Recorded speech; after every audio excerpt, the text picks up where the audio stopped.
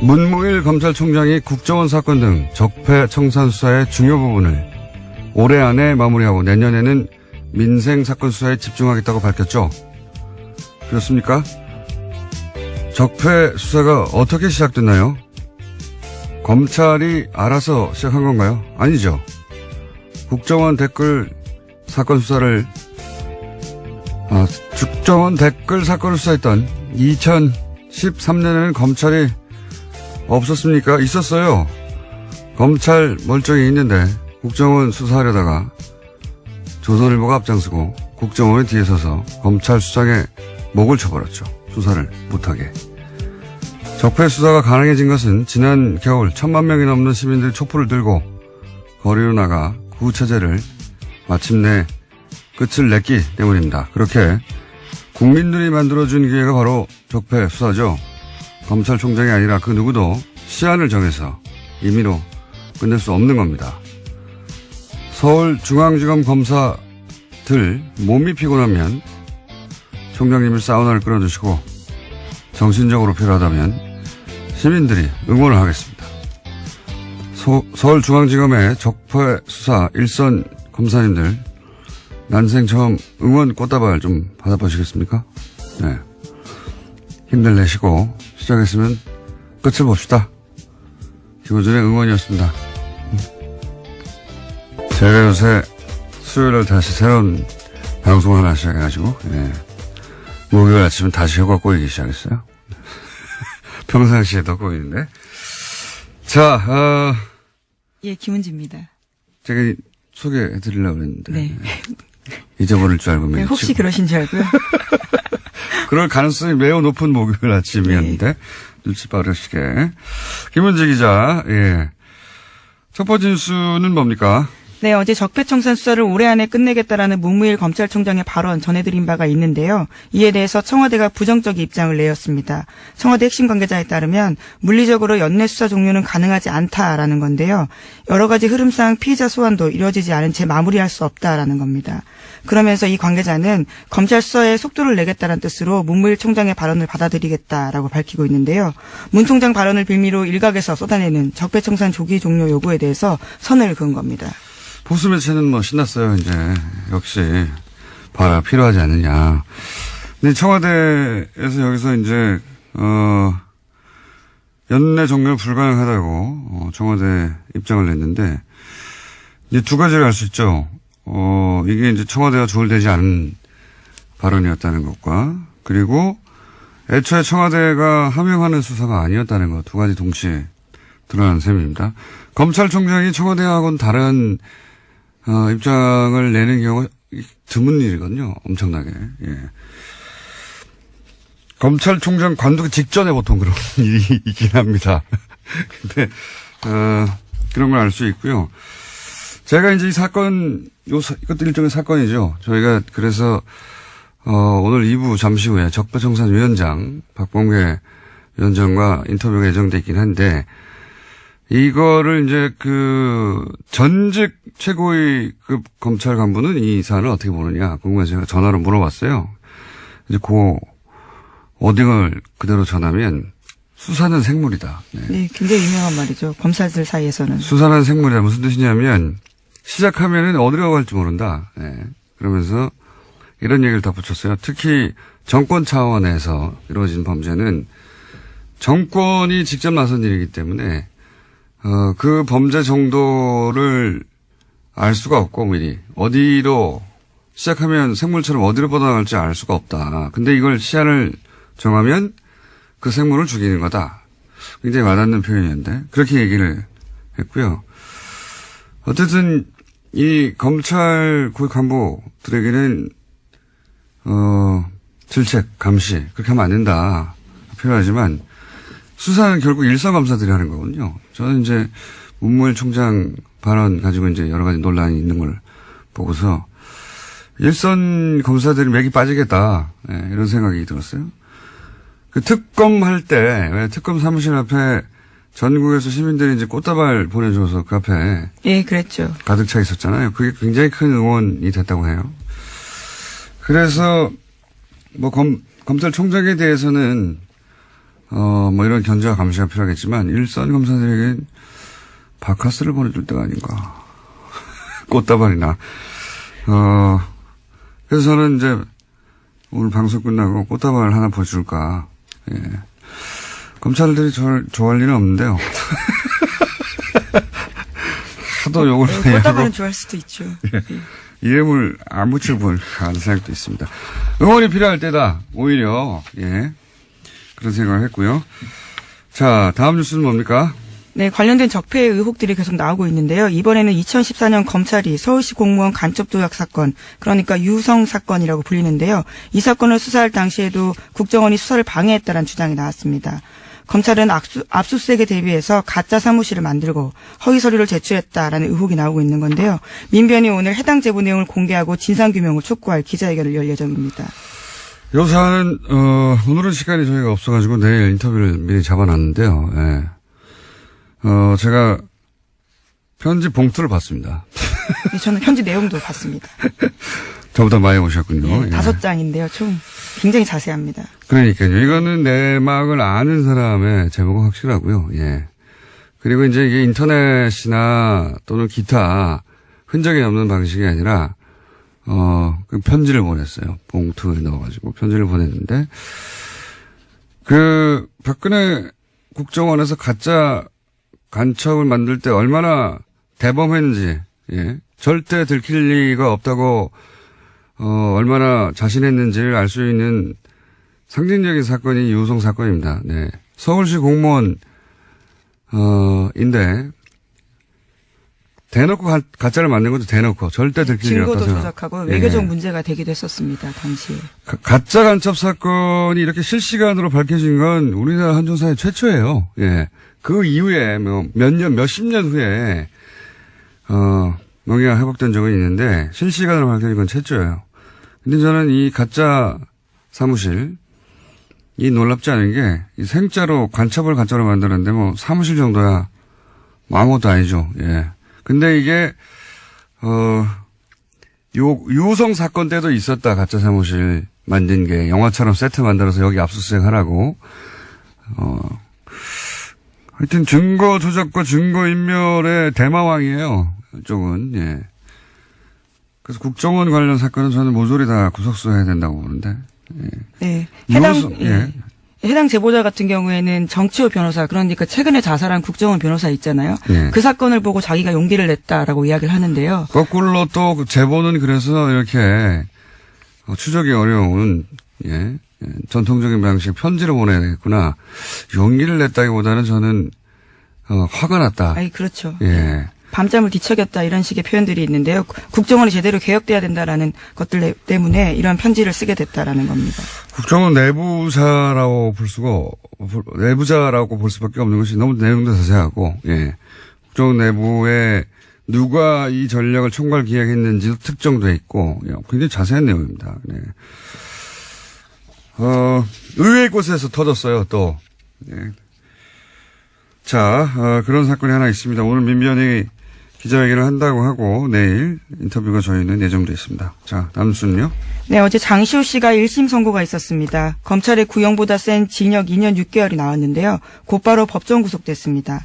당초 특검은 장 씨에 대해서는 징역 1년 6개월을 구형한 바가 있는데요. 그보다 더 높게 나온 겁니다. 장 씨가 수사와 재판에 협조한 점은 있긴 하지만 이 사안으로 실질적으로 가장 크게 이익을 본 사람이 장시호 씨라면서 재판부가 이렇게 판단했다라고 밝혔습니다. 검찰은 굉장히 당황했을 겁니다. 왜냐면은 특검 때 장시호 씨로 인해서 밝혀진 게 적지 않단 말이죠. 근데 우리나라에서 법적으로 풀리박인이 없잖아요. 양형거래가. 그러니까 죄를 인정하고 협조하면 형을 낮춰주거나 아예 풀어주는 제도가 우리나라에 없단 말이죠. 그래서 아마 이제 혐의 중에서도 이게 공갈죄인데 강요죄로, 왜냐면 강요죄가 형량이 낮아요. 강요죄로 잡고 그리고 그중에서도 양형을 낮게 잡아주는 것으로 검찰은 그런 노력을 한 거죠. 네, 구형을 낮게 한 바가 있습니다. 네. 왜냐면은 이 정권 차원의 범죄일 때는 특히나 그 종범들이나 협조자들이 자백을 하거나 하지 않으면 밝혀내기 어려운 게 굉장히 많습니다. 장시호 밝혔던 여러 가지 사안들은 사실 장시호가 받거나 직접 확인해 주지 않으면, 절대 밝혀낼 수 없는 부분이 많았거든요. 네, 제2의 태블릿 PC를 낸다던가 구체적으로 어떤 데 무엇이 있는지를 제보한 바가 있습니다. 그렇죠. 예. 그래서 검찰은 이제, 장시호에게 암암리에, 검찰이 알아서 그런 협조에 대해서 배려하겠다고 신호를 주었을 것이고, 장시호 씨도 적극적으로 협조를 한 것일 텐데, 사법부가 보기에는 형량이 너무 낮았던 거죠. 예. 그래서 그 양형 기준으로 따지자면 너무 낮아서 2년 6개월을 그러니까 검찰이 구형한 것보다 1년 높게 이거는 그렇게 흔하지 않은 케이스거든요. 네, 이례적인 일이죠. 예. 지금 이 적폐 관련해 가지고는 최초의 사례고 그러니까 검찰이 뭐 두 가지로 해석할 수 있어요. 검찰이 그만큼 낮게 구형을 했다라고 볼 수도 있고 그래서 사법부가 보기에는 이게 너무 낮은 거 아닌가 생각할 수도 있고 또 한 가지는 사법부가 의도하지는 않았다고 저는 생각합니다. 이 판결에서. 그런데 결과적으로는 어떤 메시지를 주냐면 검찰 수사 협조에도 별 소용이 없네 이런 메시지를 결과적으로 주게 되는 그런 메시지 효과가 있죠. 예. 예를 들어 삼성 수사 관련해서 검찰에 협조해도 이룰 게 하나도 없다 하는 그런 메시지 효과가 분명히 있습니다. 결과적으로. 이 사안은 저희가 역시 2부에 예, 양지열 변호사 다룰 텐데 저는 개인적으로 좀 아쉬워요. 그때 자세히 얘기하겠지만 예, 뭐 제가 아쉽다고 판결이 바뀌는 건 아닌데 뭐 물론 2심과 3심이 남아있긴 합니다. 네, 메시지 효과가 예. 그런 게 있는 거죠. 검찰과 그 장시호 씨는 당황했겠죠. 크게. 아마도 장시호 씨는 모르긴 몰라도 1년의 집행유예 혹은 1년 6개월 집행유예 2년 뭐 이런 식의 법정 구속을 예상하지는 않았을 거라고 봐요. 네, 어제 그래서 그 결과가 나온 다음에 재판장한테 그런 호소를 했었습니다. 바로 법정에 구속되지 않도록 해달라고요. 아이를 좀 보고 오겠다라는 취지 이야기도 했었습니다. 전혀 예상을 못한 모습이었던 거죠. 그렇죠. 왜냐하면 본인은 충분히 협조했고 검찰도 그렇게 얘기했을 테고 물론 뭐 판사, 검사 사이에 그런 갈등이 있어요. 예. 그런 양형 조절을 검사가 수사할 때 해주겠다고 피의자한테 얘기하면서 뭔가를 얻어내고 사법부는 아니 제도에도 없는 걸 검찰이 마치 있는 것처럼 판결은 사법부 영역이잖아요. 거기에 영향을 주려는 검사의 그런 태도를 싫어하고 그런 오랜 갈등이 있긴 한데 그 얘기는 제가 양면과 하기로 하고요.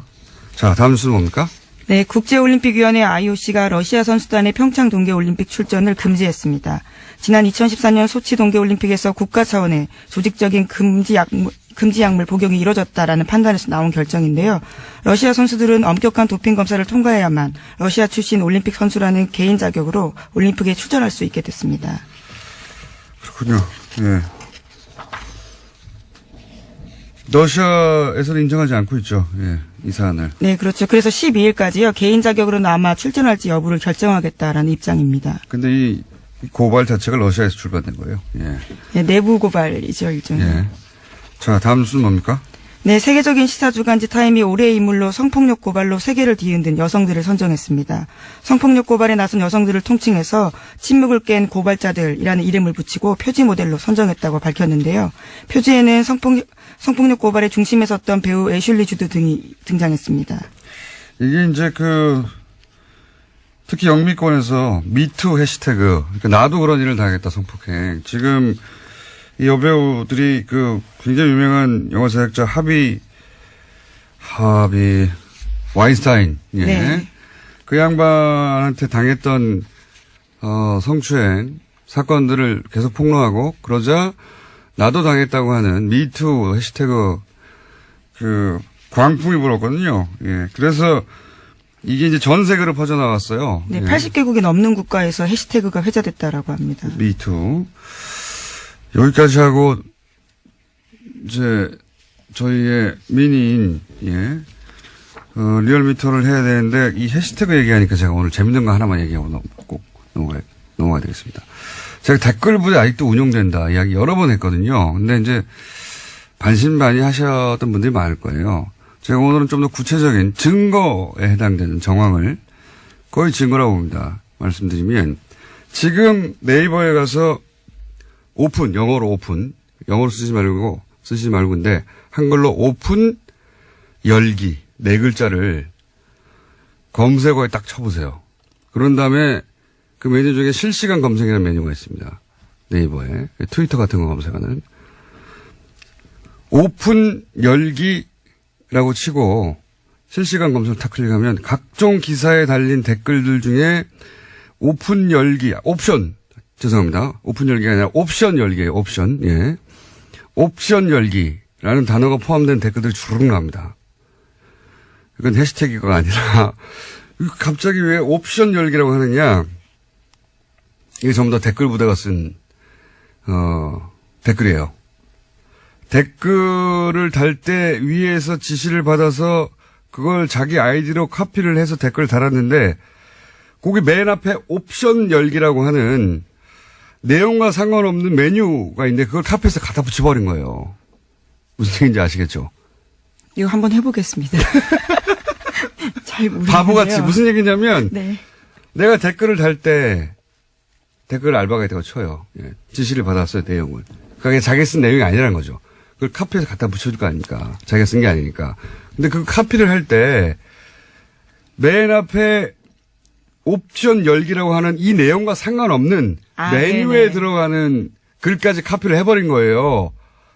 그래서 그거를 갖다 붙여서 댓글로 다는 게 엄청나게 많습니다. 그게 여전히 지금 오늘도 달려있는 것들을 볼 수 있어요. 제가 오래전부터 봐왔는데 이걸로 몇 가지를 알 수 있어요. 이제는 댓글 부대 전용 프로그램이 있는 거예요. 전용 프로그램이 있어서 그 프로그램을 통해서 댓글 지시 내용을 받아요. 그런데 이제 그거를 카피 앤 페이스트 할 때 이렇게 마우스나 뭐로 손으로 쭉 긁어서 붙일 거 아닙니까? 그때 맨 앞에 있는 옵션 열기라고 하는 메뉴까지 촥 카피해서 붙이는 경우가 왕왕 일어나는 거죠. 기계적으로 알바를 하다가 결과적으로 예, 그런 실수가 드러나게 된 거죠. 그러는 거죠. 그러니까 프로그램이 있다, 이제는. 이 댓글 부대에 지령을 내리는 프로그램이 있다. 그리고 그걸 카피할 때 옵션 열기라는 부분은 삭제하고 카피해야 될 거 아닙니까? 그래 깜짝같죠. 그런데 컴퓨터에 그만큼 익숙하지 않아서 고연령대 노년층일 가능성이 높은 거죠. 그것까지 카피해버린 거예요. 재밌죠? 예.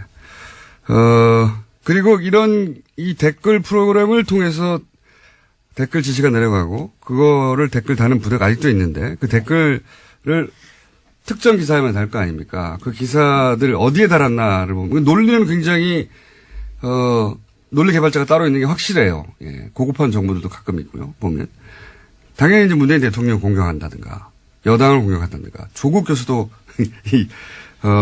타겟이 자주 됩니다. 뭐 최근 같은 경우에는 이제 낚싯배 사고를 났는데 세월호하고 비교해서 공격해요. 세월호 그렇게 뭐라고 하더니 니들은 뭐 다르냐.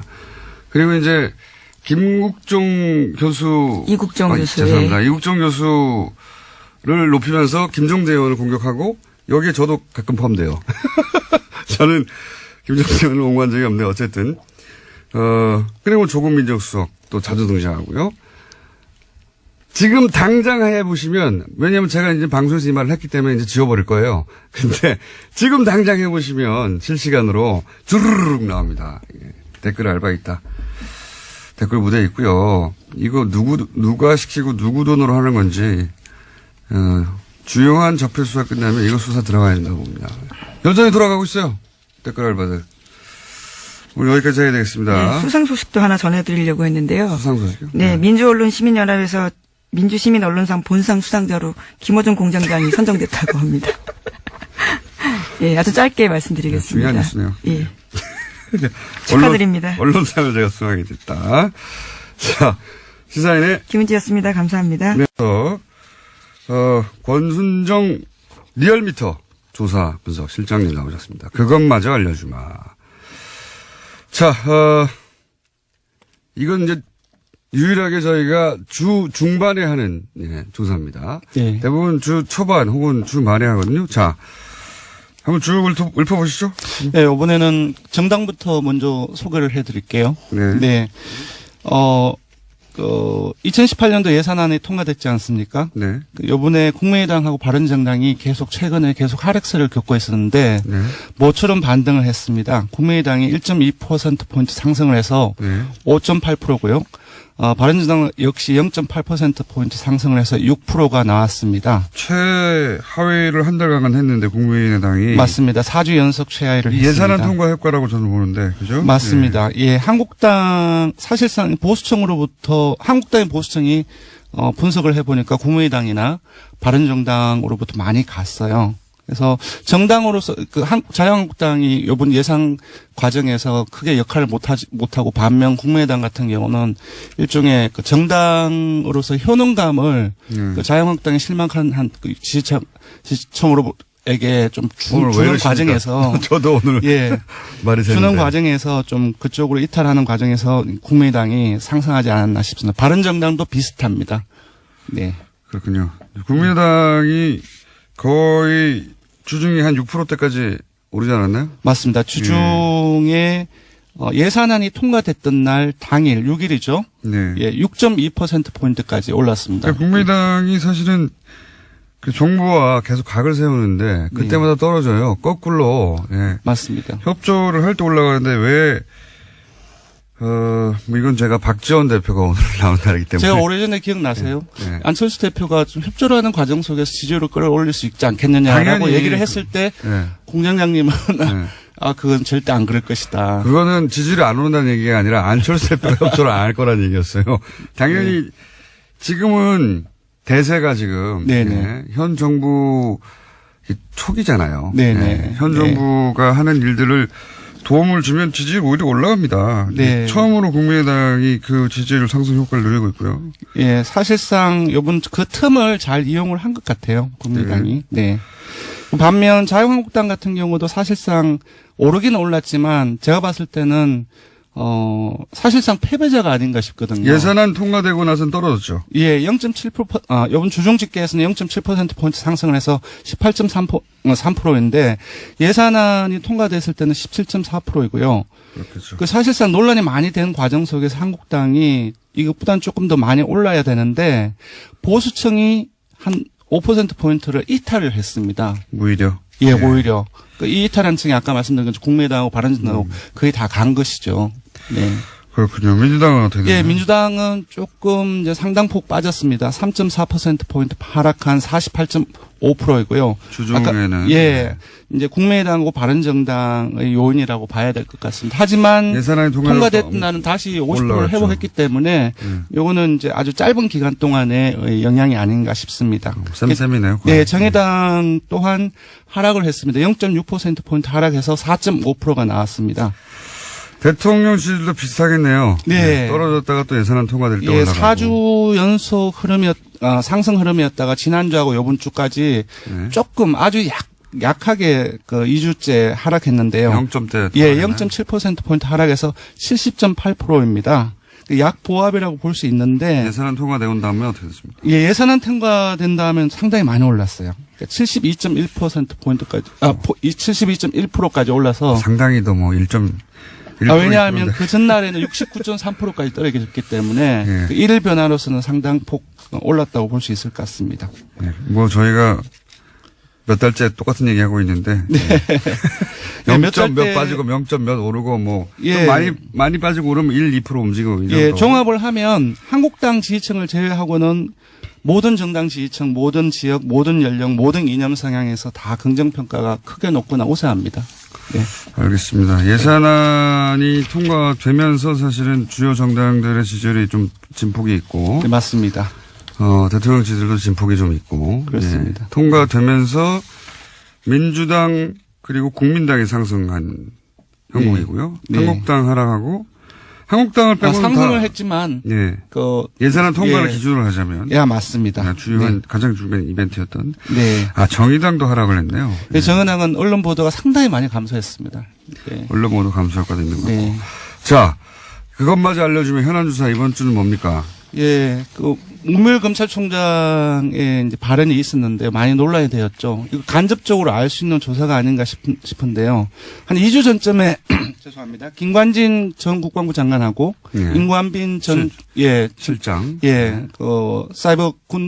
사이버사령부 댓글 공작 관련해서 네, 석방이 됐죠. 구속부서 석방이 됐는데 이에 대해서 국민들이 어떻게 생각하는지 물어봤습니다. 네. 물어봤더니 이 여론조사 중요해요. 이 여론조사 왜 안 하나 싶었는데. 예. 그랬더니 네. 잘못한 결정이라는 의견이 63%가 나왔습니다. 석방이 잘못한 결정이다. 예. 근데 그 중에서 전체에서 매우 잘못한 결정이라고 응답을 한 사람이 절반이 넘습니다. 50.8%가 나왔습니다. 그렇군요. 예. 그리고 반면 잘한 결정이라고 한 응답은 26.3%이고요. 잘못은 10.7%가 나왔습니다. 대부분의 지역 개청에서 예. 잘못한 결정이라는 것이 대다수 응답이었고요. TK, PK는 어떻습니까? 근데 조금 놀라웠는데요. TK, PK 그 중에서도 TK 같은 경우는 잘한 결정이라는 것이 조금 우세하지 않을까라고 생각을 했는데요. 예. TK를 포함하고 PK를 포함해서 모든 지역에서 잘못한 결정이라고 응답이 많이 나왔습니다. 네. 그렇군요. 그러니까 이제 대략 50대 이하. 예. 네. 그리고 전 지역. 예. 그렇습니다. 전 지역입니다. 예. 네. 그리고 국민의당, 민주당, 정의당 이런 정당 지지자들을 다 포함해서 네. 잘못된 결정이라는 게 대다수다. 맞습니다. 60% 이상이고 잘했다고 하는 걸 그러면 60대 이상 보수층, 자유한국당 지지층 이렇게 예, 해요. 예. 핵심적인 이제 보수 성향이라고 할 수 있겠죠. 60대 이상 보수층, 자유한국당 지지층에서는 잘한 결정이라는 것이 대다수입니다. 그러니까 이 26%가 사실은 보수 정당이 노려할 타겟층이 됐는데 네네. 이 정치 진영이 굉장히 바뀌었어요, 실제. 맞습니다. 이런 사안도 봐도. 예. 네, 많이 바뀌었습니다. 석방 잘못했다고 합니다. 네, 알려드리고요. 국민 여론은. 네. 조사 기회 알려주십시오. 네, 이번 주중조사는 TBS 의뢰로 이번 주 월요일부터 수요일까지 전국 19세 이상 성인 1,516명을 대상으로 했고요. 유무선 전화 면접과 자동응답 방식으로 실시했고, 표본 오차는 95% 실시는 플러스 마이너스 2.5%포인트, 응답률은 5.3%였습니다. 현안 조사는 TBS 뉴스공장 의뢰로 어제 하루 동안 실시했습니다. 성인 510명을 대상으로 했고, 표본 오차는 플러스 마이너스 4.3%포인트입니다. 예, 권순정 조사분석실장도 오늘 발음이 많이 쓰는 날이었습니다. 죄송합니다. 네, 감사합니다. 고맙습니다. 적폐 청산 수사를 올해 안에 끝내겠다. 문무일 검찰총장 발언 후폭풍 좀 다뤄보겠습니다. 더불어민주당 적폐 청산위원장 박범계 위원님 모셨습니다. 안녕하세요, 위원장님. 네, 반갑습니다. 네. 검찰총장이 적폐청산 수사를 올해 안에 끝내겠다. 이렇게 말하면 안 되는 거 아닙니까? 그 뒤에 이제 여러 추가적인 어떤 그 보도에 의해서 다소 이제 그 발언의 진위가 좀 설명이 되긴 했는데요. 네. 문무일 검찰총장의 말씀이 모든 적폐청산과 관련된 수사를 금년 내에 마친다. 이런 의미로는, 해석하지는 않습니다. 국정원, TF에서 수사 의뢰된 사건의 가닥은 올해 내로 좀, 잡았으면 좋겠다. 그렇게 이해를 하고요. 다소 그 말씀의 진위가 좀 전달되는데 조금, 혼선이 있었던 것은 맞는 것 같습니다. 그러면 진위라 하면, 위원장님 보시기에는 속도를 내겠다. 이런 의미라고 보시는 겁니까?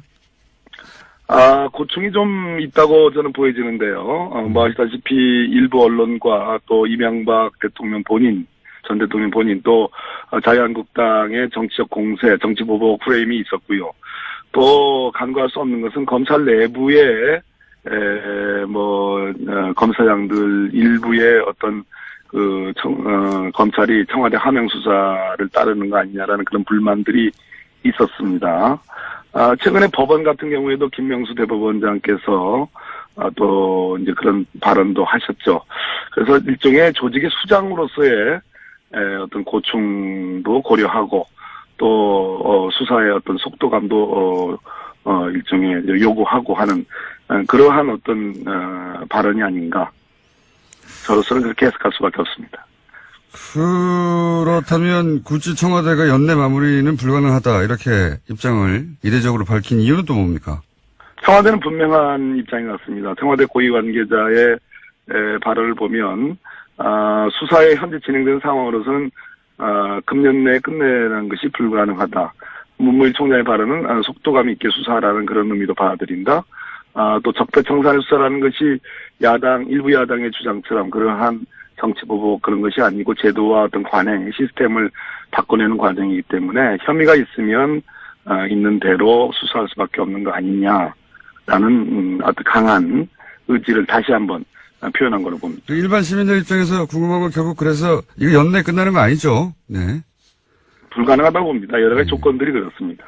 예. 그러면 이제 적폐청산위원장으로 보시기에 앞으로 남아있는 사건들 중에 가장 중요한 남아있는 적폐수사가 어떤 게 있습니까? 국민의 관심은 뭐니 해도 지금 박근혜 국정농단을 넘어서서 그 원인이 됐던 이명박 정부 당시의 여러 가지 적폐들에 대한 수사인데 그 정점은 이명박 전 대통령 아니겠습니까? 그렇죠. 어떤 방식으로 조사를 할 것이냐. 군사이버사령부 관련해서는 직접적인 그러한 어떤 진술들이 나왔습니다. 김관진이 석방이 됐습니다만 예. 저는 다스 문제라든지 다스 140억이 스위스 계좌에서 다스로 돌려가는 과정은 분명히 불법성이 있는 거고요. 또 제2롯데월드 뭐 여러 가지 자원외교 비리, 자원비리 이런 것들은 여전히 수사의 대상으로 남아 있다고 봅니다. 자, 그러면 말씀을 꺼내셨으니까 이왕 연결된 김에 박범계 네. 의원님도 사실은 오래전부터 이 다스 관련해서 자료들을 많이 들여다. 네. 네. BBK, 예. 네. BBK 다 연결되니까요, 결국은. BBK. 예, 그렇습니다. 예. 자료를 오랫동안 보시고 특히 미국 쪽 판사 출신이시다 보니까 그런지 미국 법원에서 나온 자료를 굉장히 면밀히 검토하신 걸로 알고 있는데 연결된 김에 미국 법원에서 네. 나온 최근의 그렇습니다. 해석이나 예. 판결이나 중에 주목할 만한 것들이 있습니까? 예, 그렇습니다. 미국에서는 여러 가지 소송들이 있었습니다. 그 중에 특히 제가 지난번에 자금의 흐름 관계는 밝혔고요. 예. 옵셔널 캐피털과 김경준 사이에 미국 캘리포니아 지방법원 소송이 있었는데요. 예. 그 미국 법원이 아주 주목할 만한 그러한 판단을 한 부분을 제가 찾아냈는데요. 옵셔널 캐피탈은 이제 옵셔널 벤처스의 이제 소액 투자자들, 를 대리한다고 볼 수 있는 곳이죠. 예. 예. 그 옵셔널 캐피털이 한국 검찰이 김경준을 수사하면서 작성했던 검찰의 수사 보고서와 네. 그 당시에 옵셔널 벤처스의 전직 직원들 4명의 진술들을 미국 법원에 증거로 요청을 합니다. 네. 증거를 채택해달라고. 예. 근데 미국 법원이 이걸 거절합니다. 거절하는 이유가 예. 첫째는 한국 검찰의 보고서는 검찰이 객관적이지 않다. 아하. 이런 얘기입니다. 검찰이 표현이 정확히 이렇습니다. 김경준에게 불리하게 이 진술을 해석할 만한 그런 이해관계와 이익이 검찰에게 있었다. 아하. 어마어마한 얘기입니다. 또 검찰의 결론은 사실에 입각하지 않다. 이런 표현도 나오고요. 그렇기 때문에 이 검찰의 수사 보고서는 공공보고서로서 법정에서 채택할 증거가 아니다. 라고 분명히 얘기하고 있고요. 또 하나는 잠깐만요. 미국 법원이 그러니까 BBK 수사를 한 한국 검찰을 불신한다는 내용이 그렇습니다. 미국 법정에서 없다는 얘기고요. 예. 또 하나는 옵셔널 벤처스의 4명의 진술자들이 있습니다. 그 당시 BBK 김경준 수사하면서요. 예. 그 사람들의 진술도 증거로 채택할 수 없다고 보는데요. 예. 결론적으로 이거는 이명박으로부터의 보복을 두려워하는 증인들에 의해 만들어진 진술이다.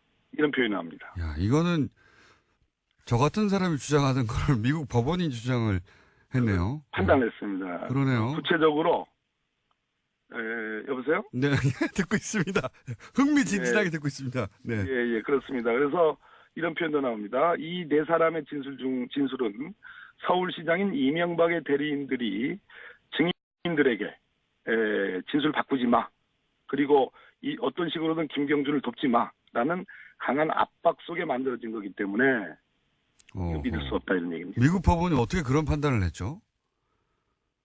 잘 판단한 거죠. 잘 판단한 거죠. 그러니까 제3자의 이해관계가 전혀 없는 미국 법원이 여러 서류들을 검토하다 보니 그렇습니다. 충분한 서류들을 보고서요. 그러니까 정치적 판단이 아니라 심지어 이상훈이라는 옵셔널 벤처스의 직원은 수감된 상태로 일주일 동안 신문을 받았다. 강압으로 초래된 진술이므로 예. 신뢰성이 떨어진다. 이런 표현도 나옵니다. 어허. 이게 이제 국내하고는 다르게 전혀 정치적 이해관계 없이 그냥 사건 자료만 보다 보니까 미국의 판사가 이거는 뭐 검찰이 BBK 수사를 엉터리로 했네. 이렇게 판단한 거군요. 믿을 수 없다 한마디로 이런 얘기입니다. 허허. 그리고 또 다른 내용이 있습니까? 또 하나는 140억 다스로 네네. 돌려가는 그 소송이 있었는데요. 네, 140억. 그 소송은 별개의 소송입니다. 원래 140억을 이제 옵션을 벤처스가 받으려고 한 건데 이거를 다스가 가져가 버린 사건이죠. 예. 그렇습니다. 예. 이것에 대한 미국의 일종의 제2항소법원, 캘리포니아 제2항소법원의 판단인데요. 예. 한마디로 이 140억을 돌려가는 것은 법으로 보호받을 수 없는 사기성 이체다. 아. 불법행위에 의한 사기성 송금이라는 판단을 명확히 했습니다.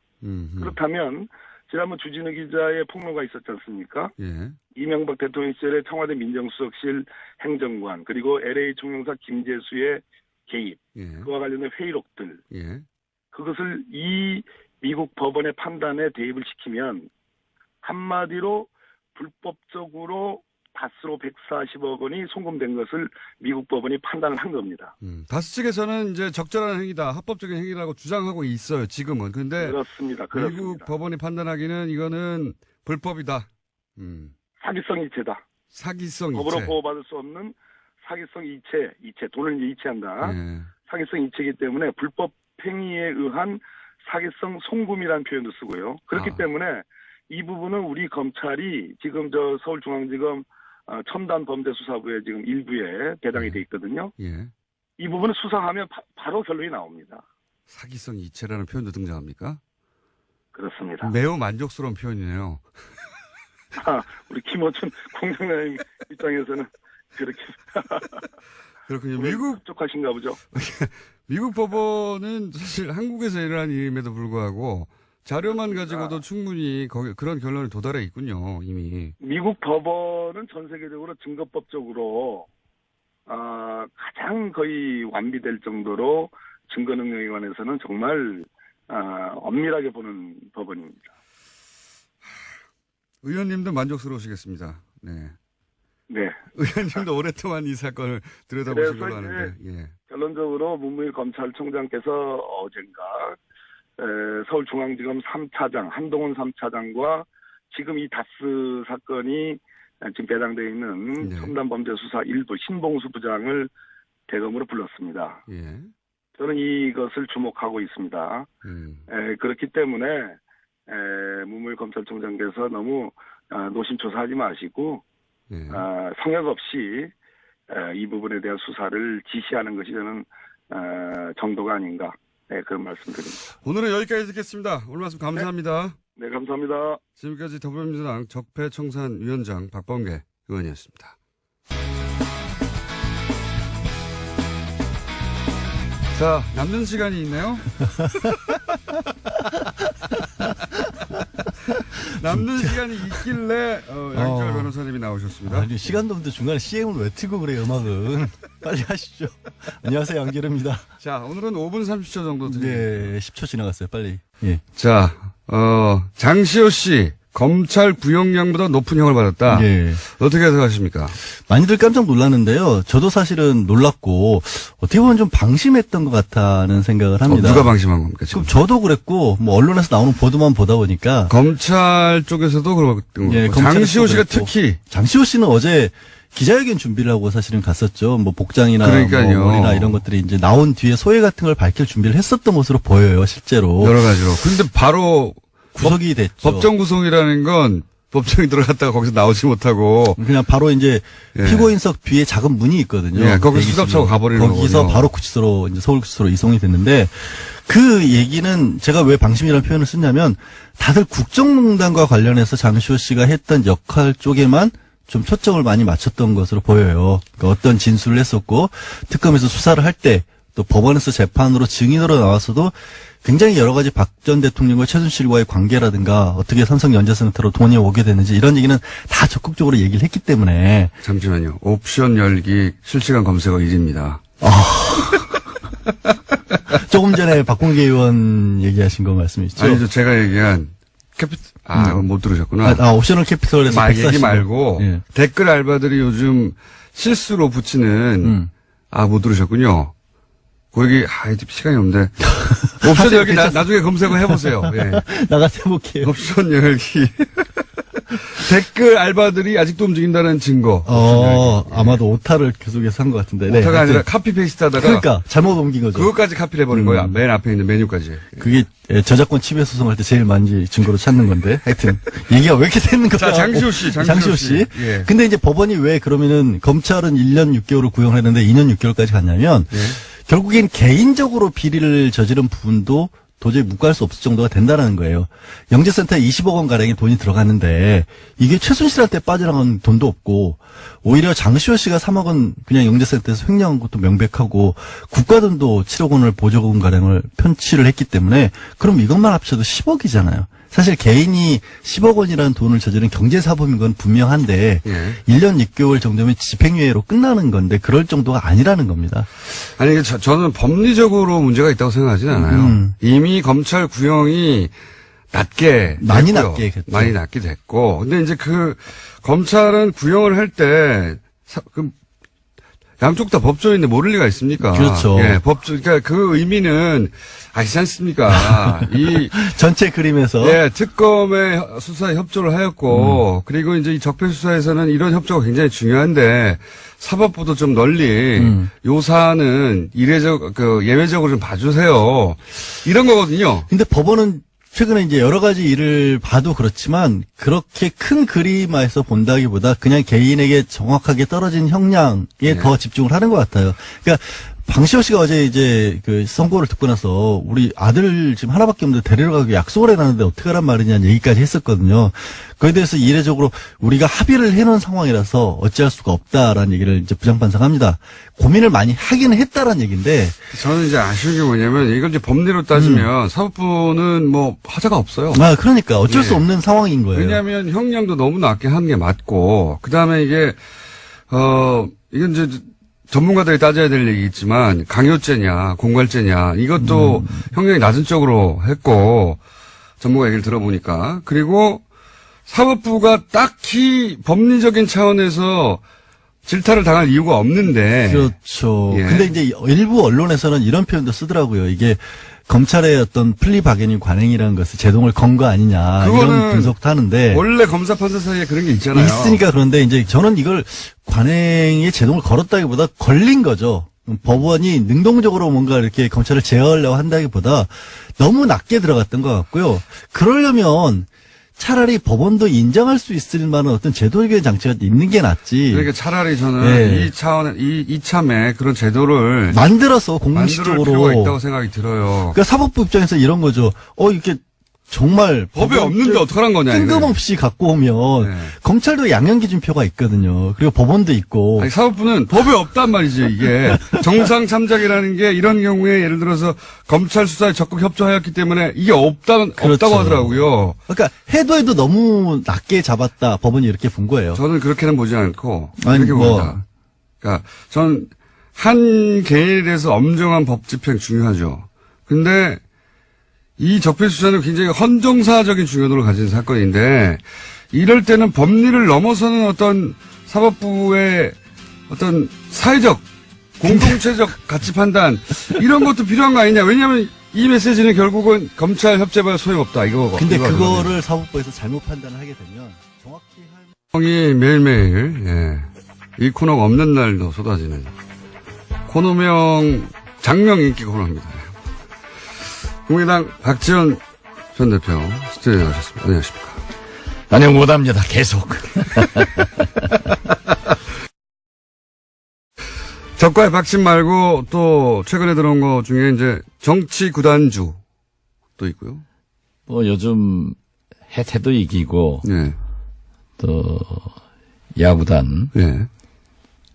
가치가 굉장히 높아지니까 구단주 하는 게 좋을 것 같아요.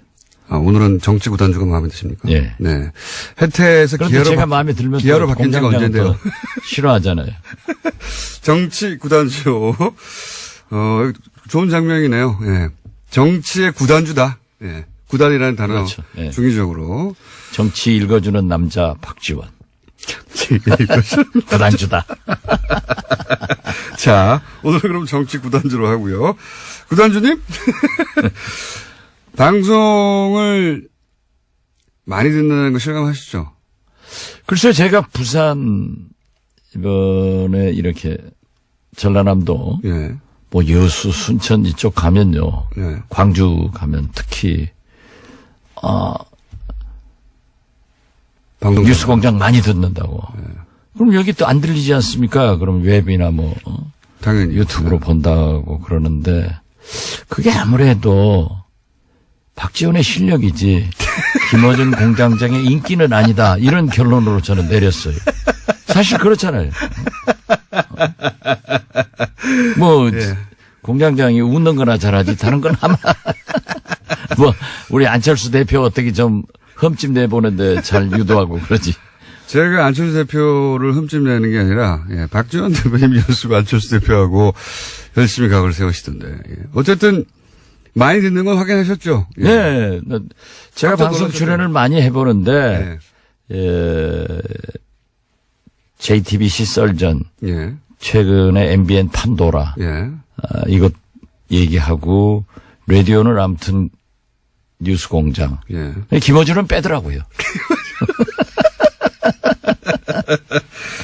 자, 국민의당이 지금 좀 몇 주째, 이거 어떻게 됐냐. 안철수 대표는 계속 통합한다고 하는데, 그 상황이 변하지 않는 정도가 아니라, 더욱더 안철수 대표는, 대표님이 박지원 대표님이 아무리 얘기를 해도 그쪽으로 향해 달려가고, 예, 그 핸들은 고정된 것 같아요. 그죠? 그건 확실하죠, 이제.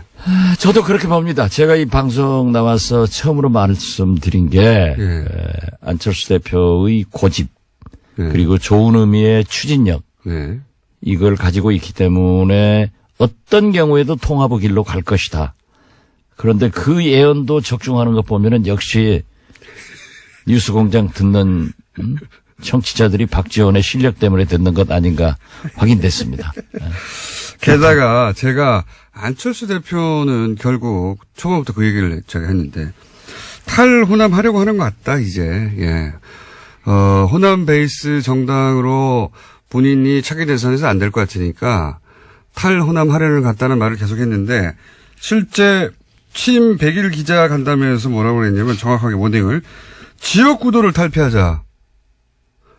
국민의당의 지역구도를 탈피하자고 하면 지금 호남을 탈피하자는 얘기밖에 더 됩니까? 네. 지역구도를 탈피하자 하는 얘기는 누구나 다 해왔습니다. 그러나, 그리고 뭐 DJ도 네.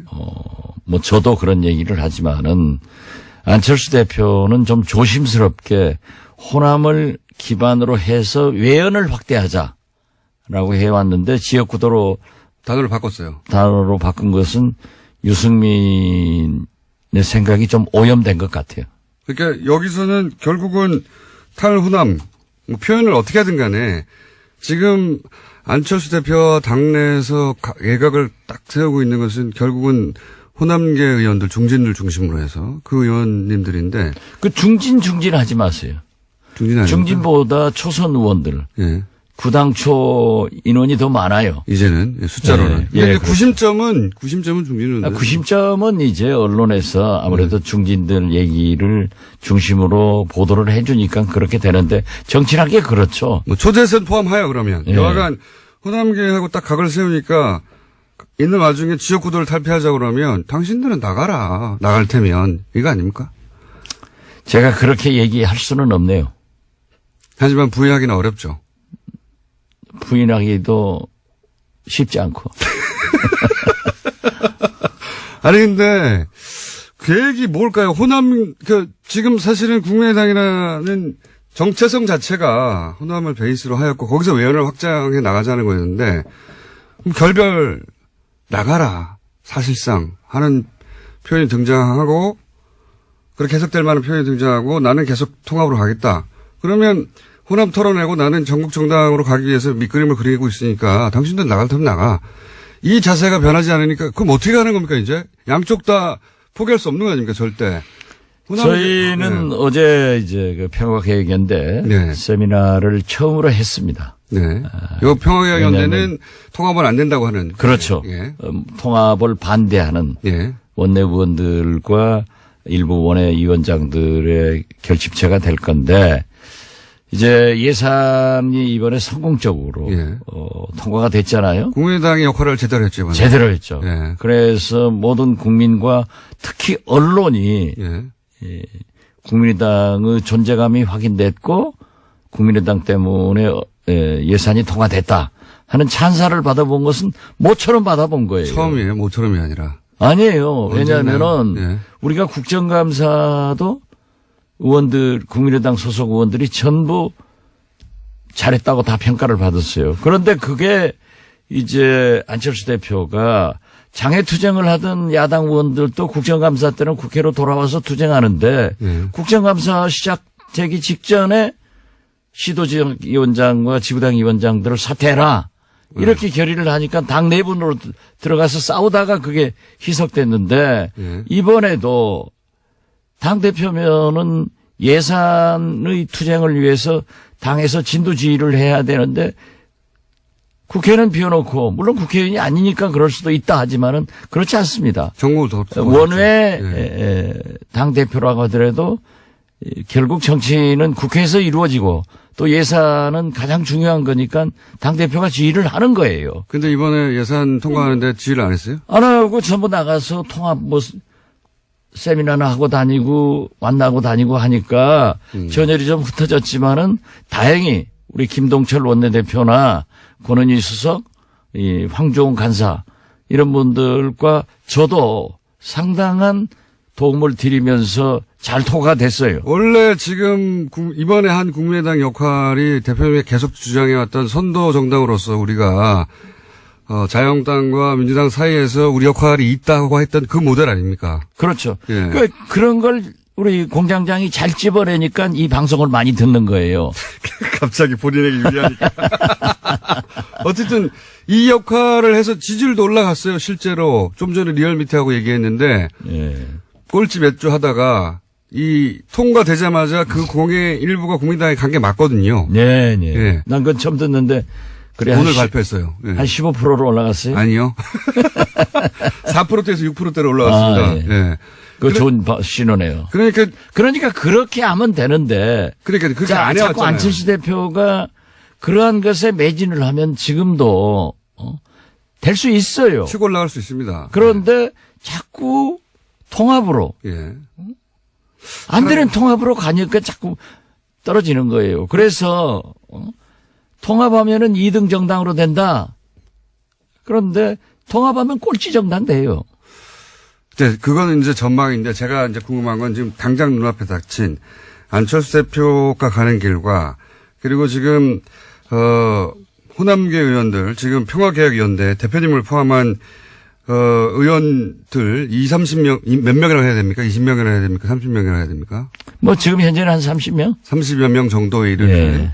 이분들의 길이 완전히 다른데 이 완전히 다른데 그게 그냥 노선 투쟁이 아니라 당의 미래를 바꾸는 거니까 다른 정당으로 될 수 있는 거니까 이건 어쨌든 결론이 나야 되지 않습니까? 이거 어떻게 결론 납니까?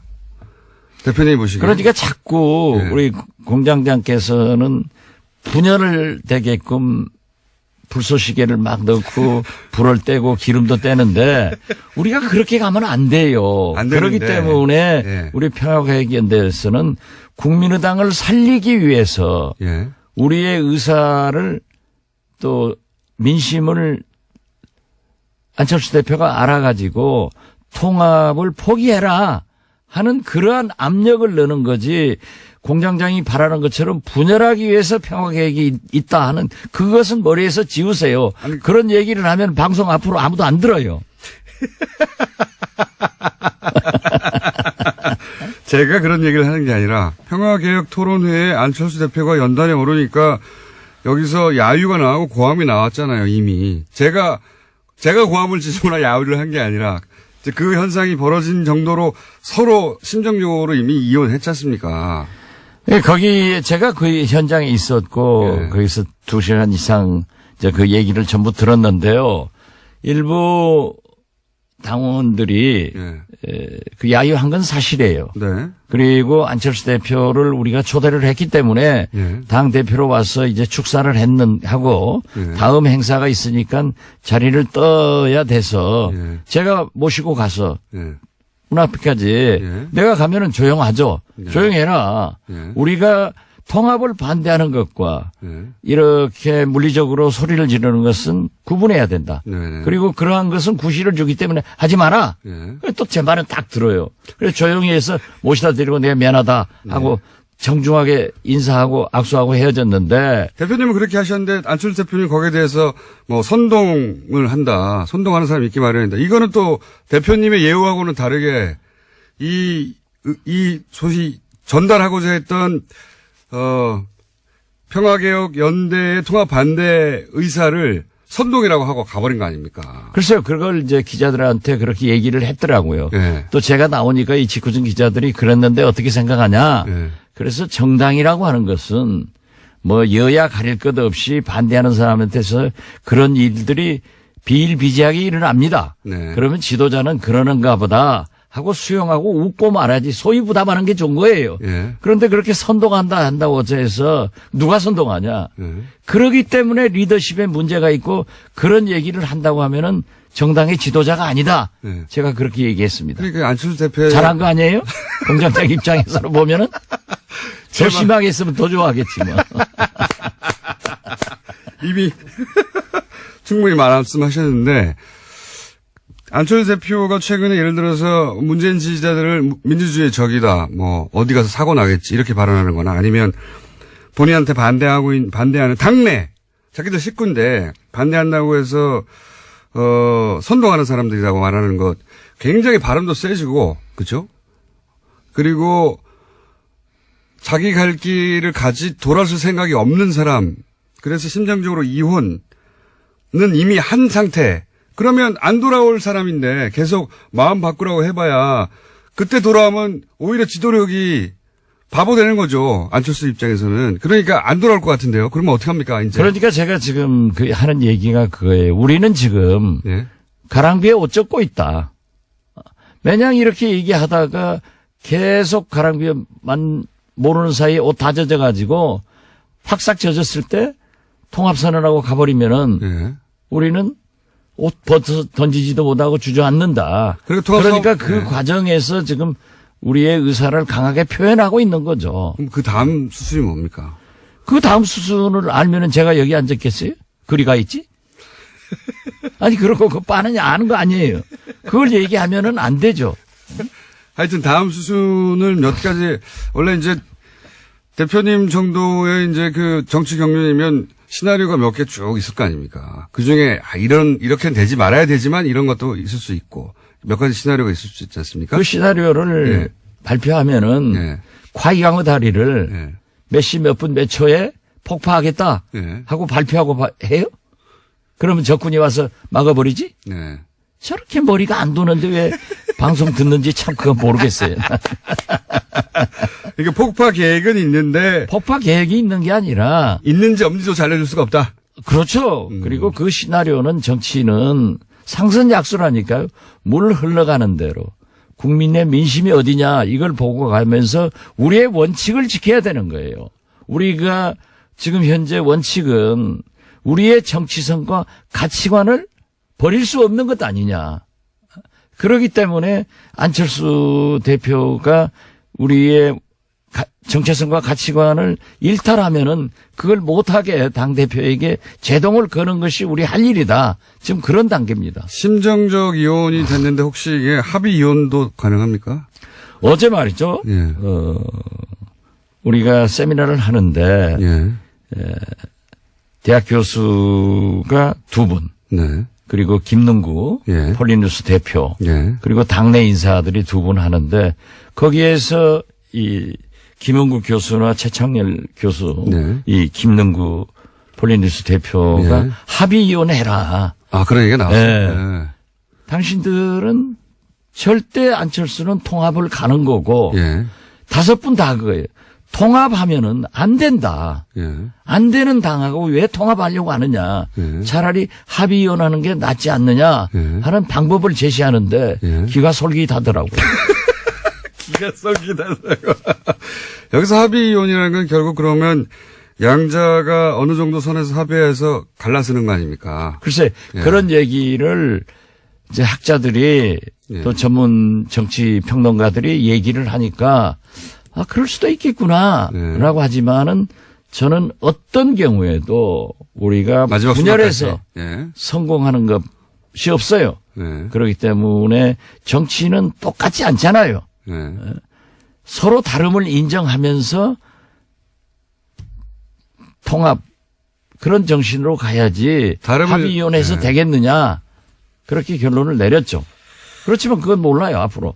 그렇죠. 그 합의위원이라는 건 결국 이제 정치용어로는 분당인데요. 그죠? 각자 갈 길 가자. 그럼 당신 당 적은 당에서 네. 또 분당되면 또 적어지고. 그렇지만 뭐 같이 갈 수 없는 거 아닙니까?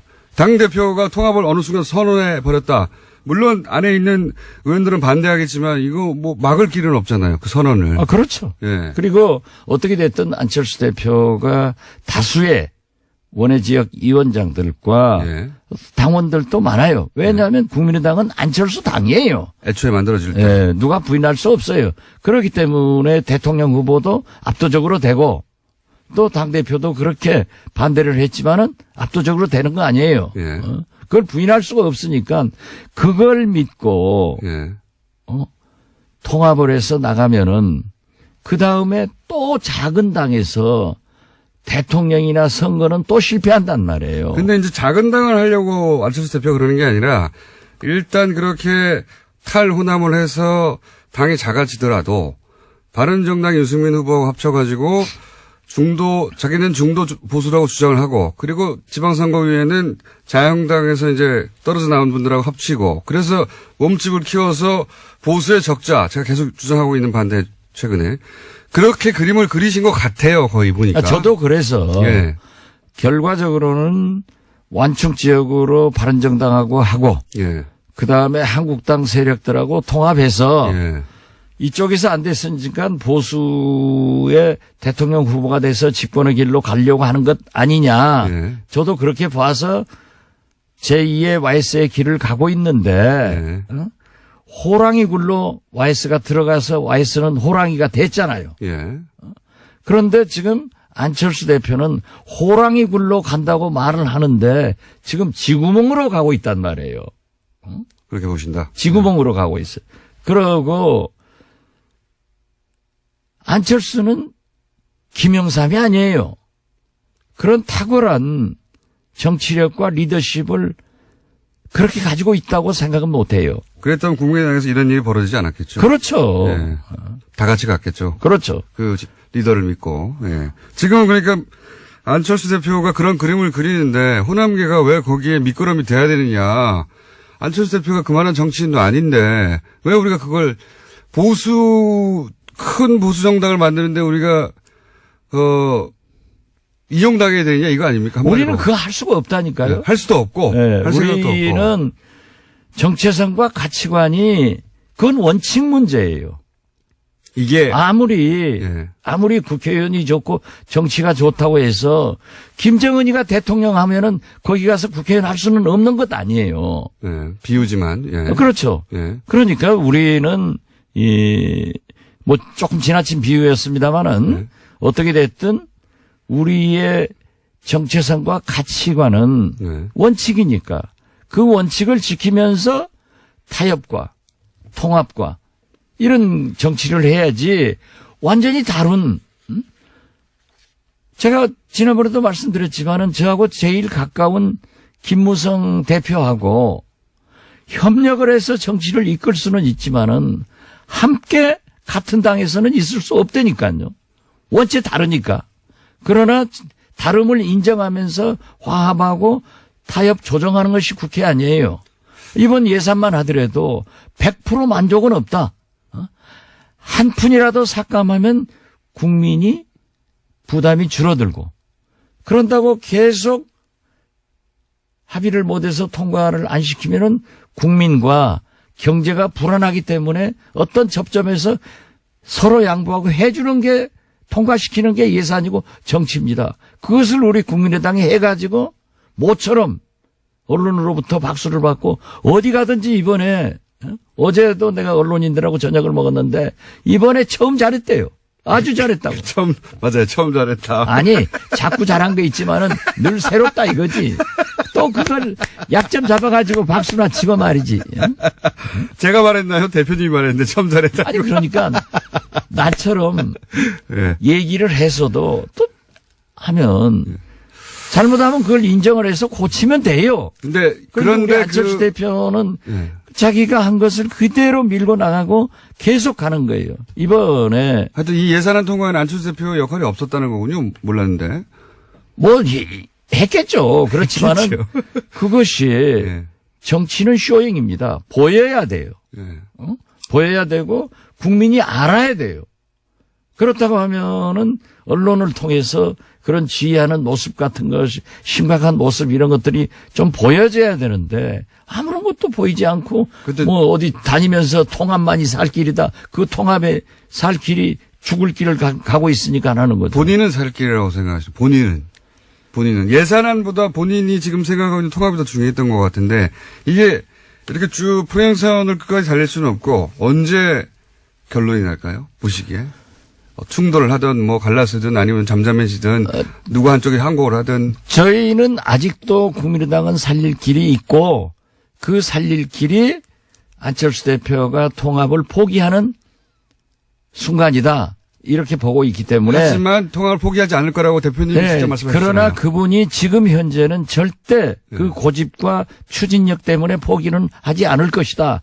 그런다고 우리가 따라갈 수도 없지 않느냐. 그러니까 결론이 언제 그러니까 납니까? 지금 현재는 그렇게 가고 있지만 우리 희망사항은 안철수 대표가 포기 선언을 해주기를 바라고 있고 안 한다고. 또 안철수 보시고. 대표의 희망사항은 우리가 어쩔 수 없이 당신들은 통합으로 들어올 거다. 네.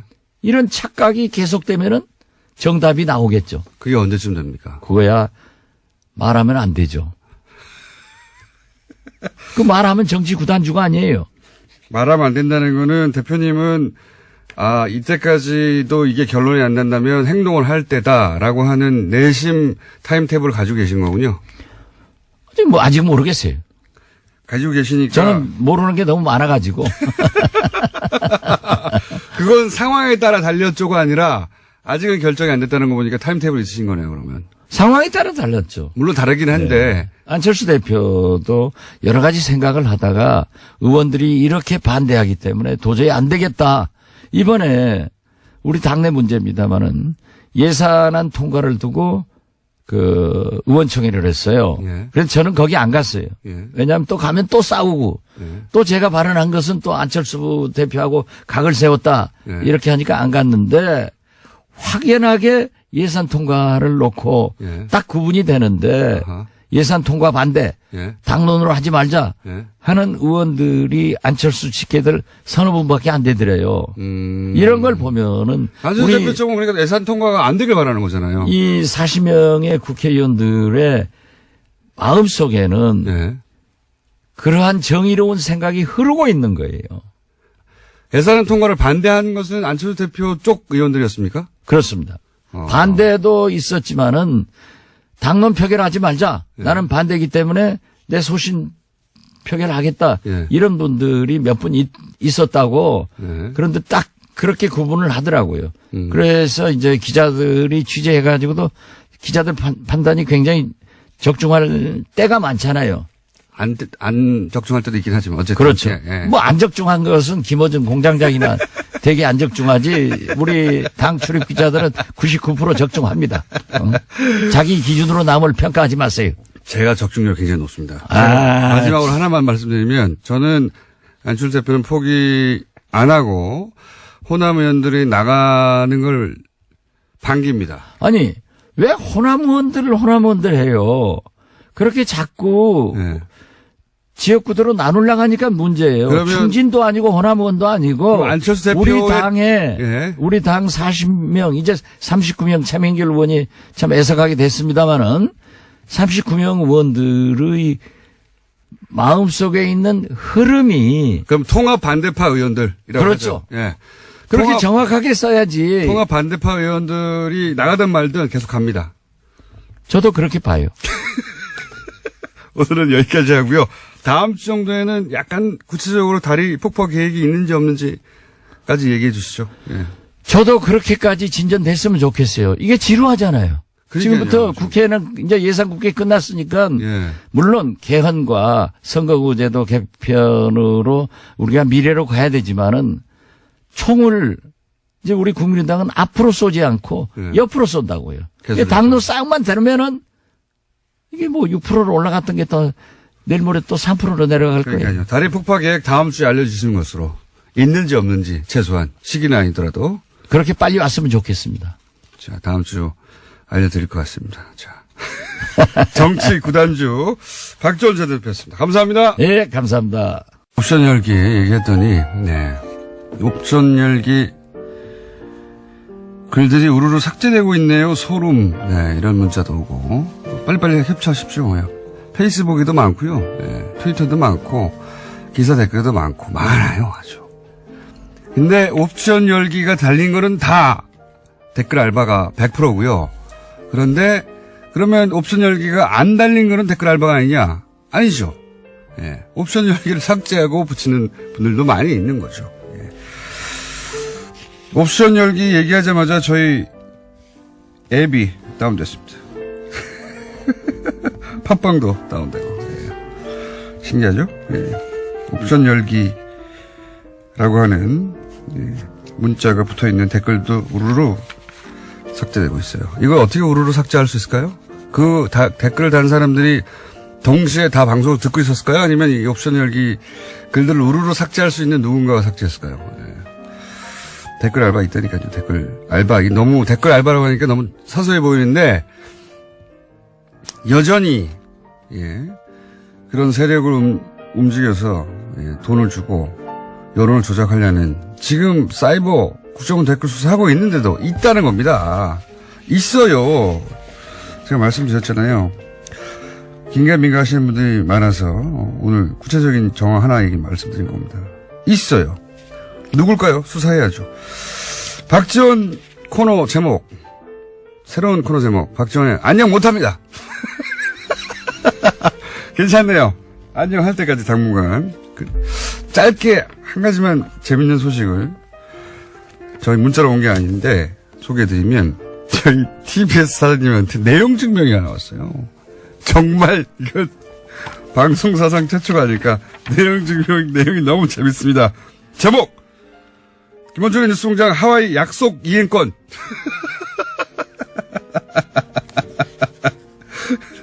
저는 애청자입니다. 네, 5페이지에 쭉쭉쭉쭉쭉.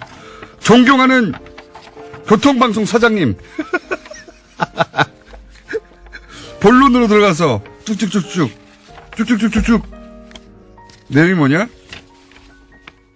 꼭 하와이로 보내주십시오. 내용 증명이 왔어요. 내용 증명이. 그래서 저희가 사장님께 제안 드립니다. 하와이가 너무 멀고 또 비용도 많이 든다면 괌 정도에서 합의 볼 수 있다. 괌 정도에서 합의 볼 수도 있다. 여기까지 말씀드리고 불친절한 에이스 하겠습니다. 끝내겠습니다. 오늘 축하 김진애 박사님 나오셨습니다. 안녕하세요. 예. 일단 저부터 네. 미리 축하드립니다. 어떤 거요? 자유의 몸이 되실 오늘을 축하드립니다. 자유의 몸이요? 네. 오늘 대법원 판결 난다면서요. 이미 뭐 신경도 안 쓰시는 거 보니까. 오촌 그렇지만- 살인 사건이요? 네네. 네. 오촌 살인 사건. 감옥 대법원 판결. 5cm 앞까지 아니, 갔던 근데 사건. 저는 그 생각을 했어요. 오늘이 12월 7일인데. 네. 만약 박근혜 대통령이 지금까지 있었으면 어떻게 됐었을까? 어떻게 됐었을까? 그래도 무죄가 났을 거라고 봅니다. 아니, 무죄가 났든 어떻든 간에 지금은 아마 판결이 안 났었을 가능성이 높죠. 아직 안 났겠죠. 아직 안 났겠죠. 안 났겠죠. 그럴 가능성이 높겠죠. 그리고 안철수 대표가 계속 돌고 있겠죠. 하여튼 간에 진짜 자유의 몸이 되셔서 네. 하와이 가십시오. 이게 저도 압력 넣겠습니다. 재판이 끝이 아닙니다. 아직도 1심이 진행 중인 것도 있어요. 알아요. 5년 전 건데. 자, 어쨌든. 그게 전적인 진주가 많아서 그래. 자, 오늘은 완전 무죄가 나지 않겠는가 저희는 기대하고 있으나 네. 설마 파기환송이 되랴. 1심, 2심 설마. 다 무죄인데. 네. 오촌살인 사건 이상해요 했다가 지금 네. 이상해요 했다가 감옥을 몇 년을 갈 그거는 뻔했어요. 언론에 대한 거라서, 글쎄, 보죠. 하여튼, 그리고 우리는 법원의 판결을 언제나 존중합니다. 비판을 할 수 있으나 존중합니다. 저는 단어를 좀 바꿔서 법원의 판결을 바꿀 수는 없어요. 누구도. 네, 누구도 바꿀 수 하지만 없죠. 비판할 수는 있어야 된다. 비판할 수는 있어야죠, 당연히. 네, 저는 그렇게 생각하는데. 자, 오늘 주제 뭡니까? 아니, 제가 요새 도시여행부터 정치 리더까지 해가지고 너무 소프트해졌다는 이 얘기를 좀 많이 듣고 있어요. 너무 그래요? 순해졌다. 너무 그냥 요새 재밌어지기만 했다. 아하. 그래서 정책 이슈를 다뤄야 된다고 제가 진작부터 그랬는데 네. 솔직히는 공장장에 못하게 해가지고 그동안 못 다루고 있었습니다. 근데 오늘 모처럼 네. 4대강 사업의 4대강 나옵니까? 네. 후속에 대해서 그러니까 사실은 관심을 거의 끄고 계실 겁니다. 솔직히. 4대강 사업 전문가시죠? 네. 아니, 4대강 사업 전문가라고 그렇게 얘기하시면 안 의원 시절에 되고. 4대강 드립답하셨죠? 아니, 그러니까 뭐냐면 4대강에 대해서는 계속적으로 관심을 안 가질 수가 없으니까. 그래서 그 후속이 어떻게 되고 있나라는 네. 거예요. 왜냐하면 이 정권 초에만 하더라도 4대강 정책감사를 감사원에 맡겼고. 네. 아직 결과 안 나왔고. 그리고 뭐 여러 가지 모니터링 한다는 뭐 이런 얘기를 해서 네. 굉장히 좀 뜨거웠는데. 신문 개방하고. 그 다음에, 그리고 이제 일단 보호 몇 개 개방하고 모니터 한다고 그랬는데 그다음에 발로 그냥 뜨뜻미지근한 거 아니냐. 네, 뭐 뉴스가 이런 잘 안 나오는데. 얘기를 했는데 그 이유 중에 하나가 예. 지난번에 환경부 장관 김은경 장관 여기 나오셨을 때도 얘기하셨던 물 관리 일원화라고 하는 부분에 대한 정부 조직법이 개정이 안 돼서 그렇습니다. 아직도. 그러니까 지난 7월 달에 정부 조직법이 이제 개정이 됐잖아요. 네. 그래서 뭐 여러 가지 새로 생기고 뭐 저게 하고 그랬는데 그때 환경부로 물 관리를 일원화하는 법은 결국은 뺐습니다. 제가 그때 이제 우원식 원내대표한테 조금 이제 뭐 섭섭하기도 했는데 왜냐하면 뭐 야당이 하도 반대를 하니까 왜냐 야당이 반대하는 이유는 딱 하나입니다. 이렇게 되면 혹시 4대강 사업을 dilip하지 않겠느냐.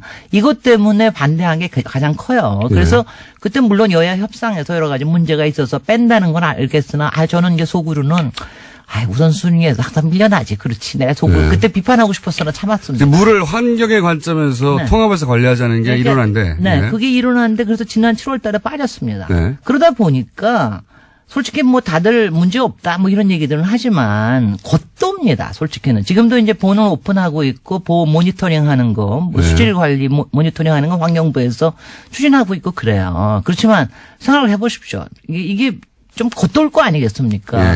수자원 쪽에는 여전히 국토부에 있고 국토부 수공은 여전히 국토부 소속이고 조금 쉬워지긴 했지만은 조금 뭐 유연해지긴 했지만 수공은 뭐 아무래도 좀 그럴 거 아니겠어요. 솔직히는 국토부 장관은 이제 부서니까 조금 덜 신경 쓰고 환경부는 다 잡고 싶으나 이게 아직은 내게 아니니까 그렇게 다 잡지 못하고 이런 어정쩡한 관계가 지금까지 있었어요. 그리고 그때 야당하고 여당하고는 자기네들 9월 달까지는 이제 매듭을 짓겠다. 매듭 질 리가 있습니까?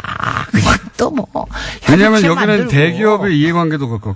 당연하죠. 그리고 수자원 쪽에 이른바 이제 수자원 쪽에도 이른바 그걸 꼭 마피아라고 표현을 안 하더라도 이른바 기득권들이 맺어져 있는 뭐 세력들이 항상 있습니다. 그리고 그게 이제 위에서 바뀌면 여러 가지가 바뀌어지니까 거기서 갖고 있는 것도 있고 그러니까 이제 이게 잘 안 되는 거죠. 정치적 이유도 있고 저는 이제 경제적 이유도 있다고 봐요. 이권의 경제적이라보다 이권. 저는 그러니까 현장 부문에서 반대하는 이유는 그것도 굉장히 크다고 봅니다. 그러니까 수공이 직접적으로 나서지는 못하지만 수자원 뭐 학회 쪽이라든가 수자원 관리 쪽에 무슨 협회들이 있거든요. 그러니까 이런 쪽에서 개발 이슈도 있고. 반대하는 왜냐하면 그 개발 이슈가 그리고 이제 굉장히 많이 이제 앞으로 일량도 줄어들고 일도 좀 더 까다로워지는 거 아닌가. 그다음에 또 하나는 잘 모르시지만 사실 수자원을 이용해서 생기는 이권들이 꽤 있습니다. 물 팔아서 옛날처럼 이제 대동강 물 팔아서 뭐 한다는 것처럼 예. 앞으로 점점 더 그런 게 좀 더 많아져요. 예.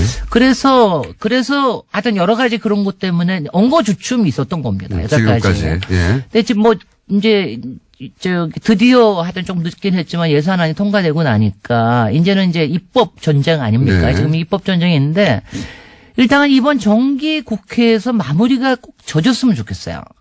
왜냐하면 정기 국회에서 마무리가 지어지면 무슨 뜻이냐면 대개 연초면은 예. 조직 개편들을 많이 합니다. 예. 그다음에 인선도 합니다.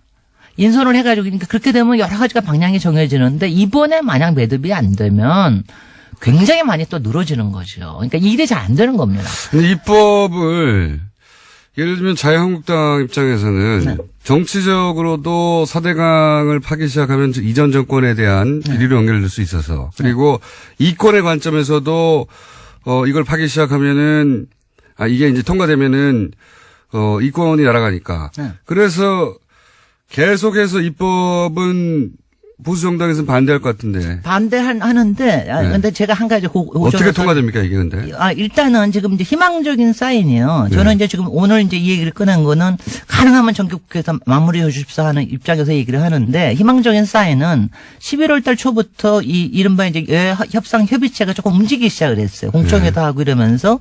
그리고 제일 좋은 거는 국민의당이 네. 거기 주승용 의원이 그 물기본법 발의도 했습니다. 예. 정부조직법 개정에 대한 것도 발의를 했습니다. 그러면 예산안 통과 때처럼 141명이 발의를 했으니까 상당히 가능성은 높아졌어요. 그러니까 이제 국민의당이 딴 소리를 하지 않으면 딴 소리를 예산안 때처럼 예산안 때처럼 가능해진 게 확실합니다. 그래서 이제 저는 이제 그 점에서 좀 해줬으면 좋겠다. 그 다음에 자유당하고 바른 정당에 대해서는 제가 이런 표현을 좀 쓰고 싶은데, 뭐, 4대강을 이립하나 저립하나 분명히 팔 테고요. 네.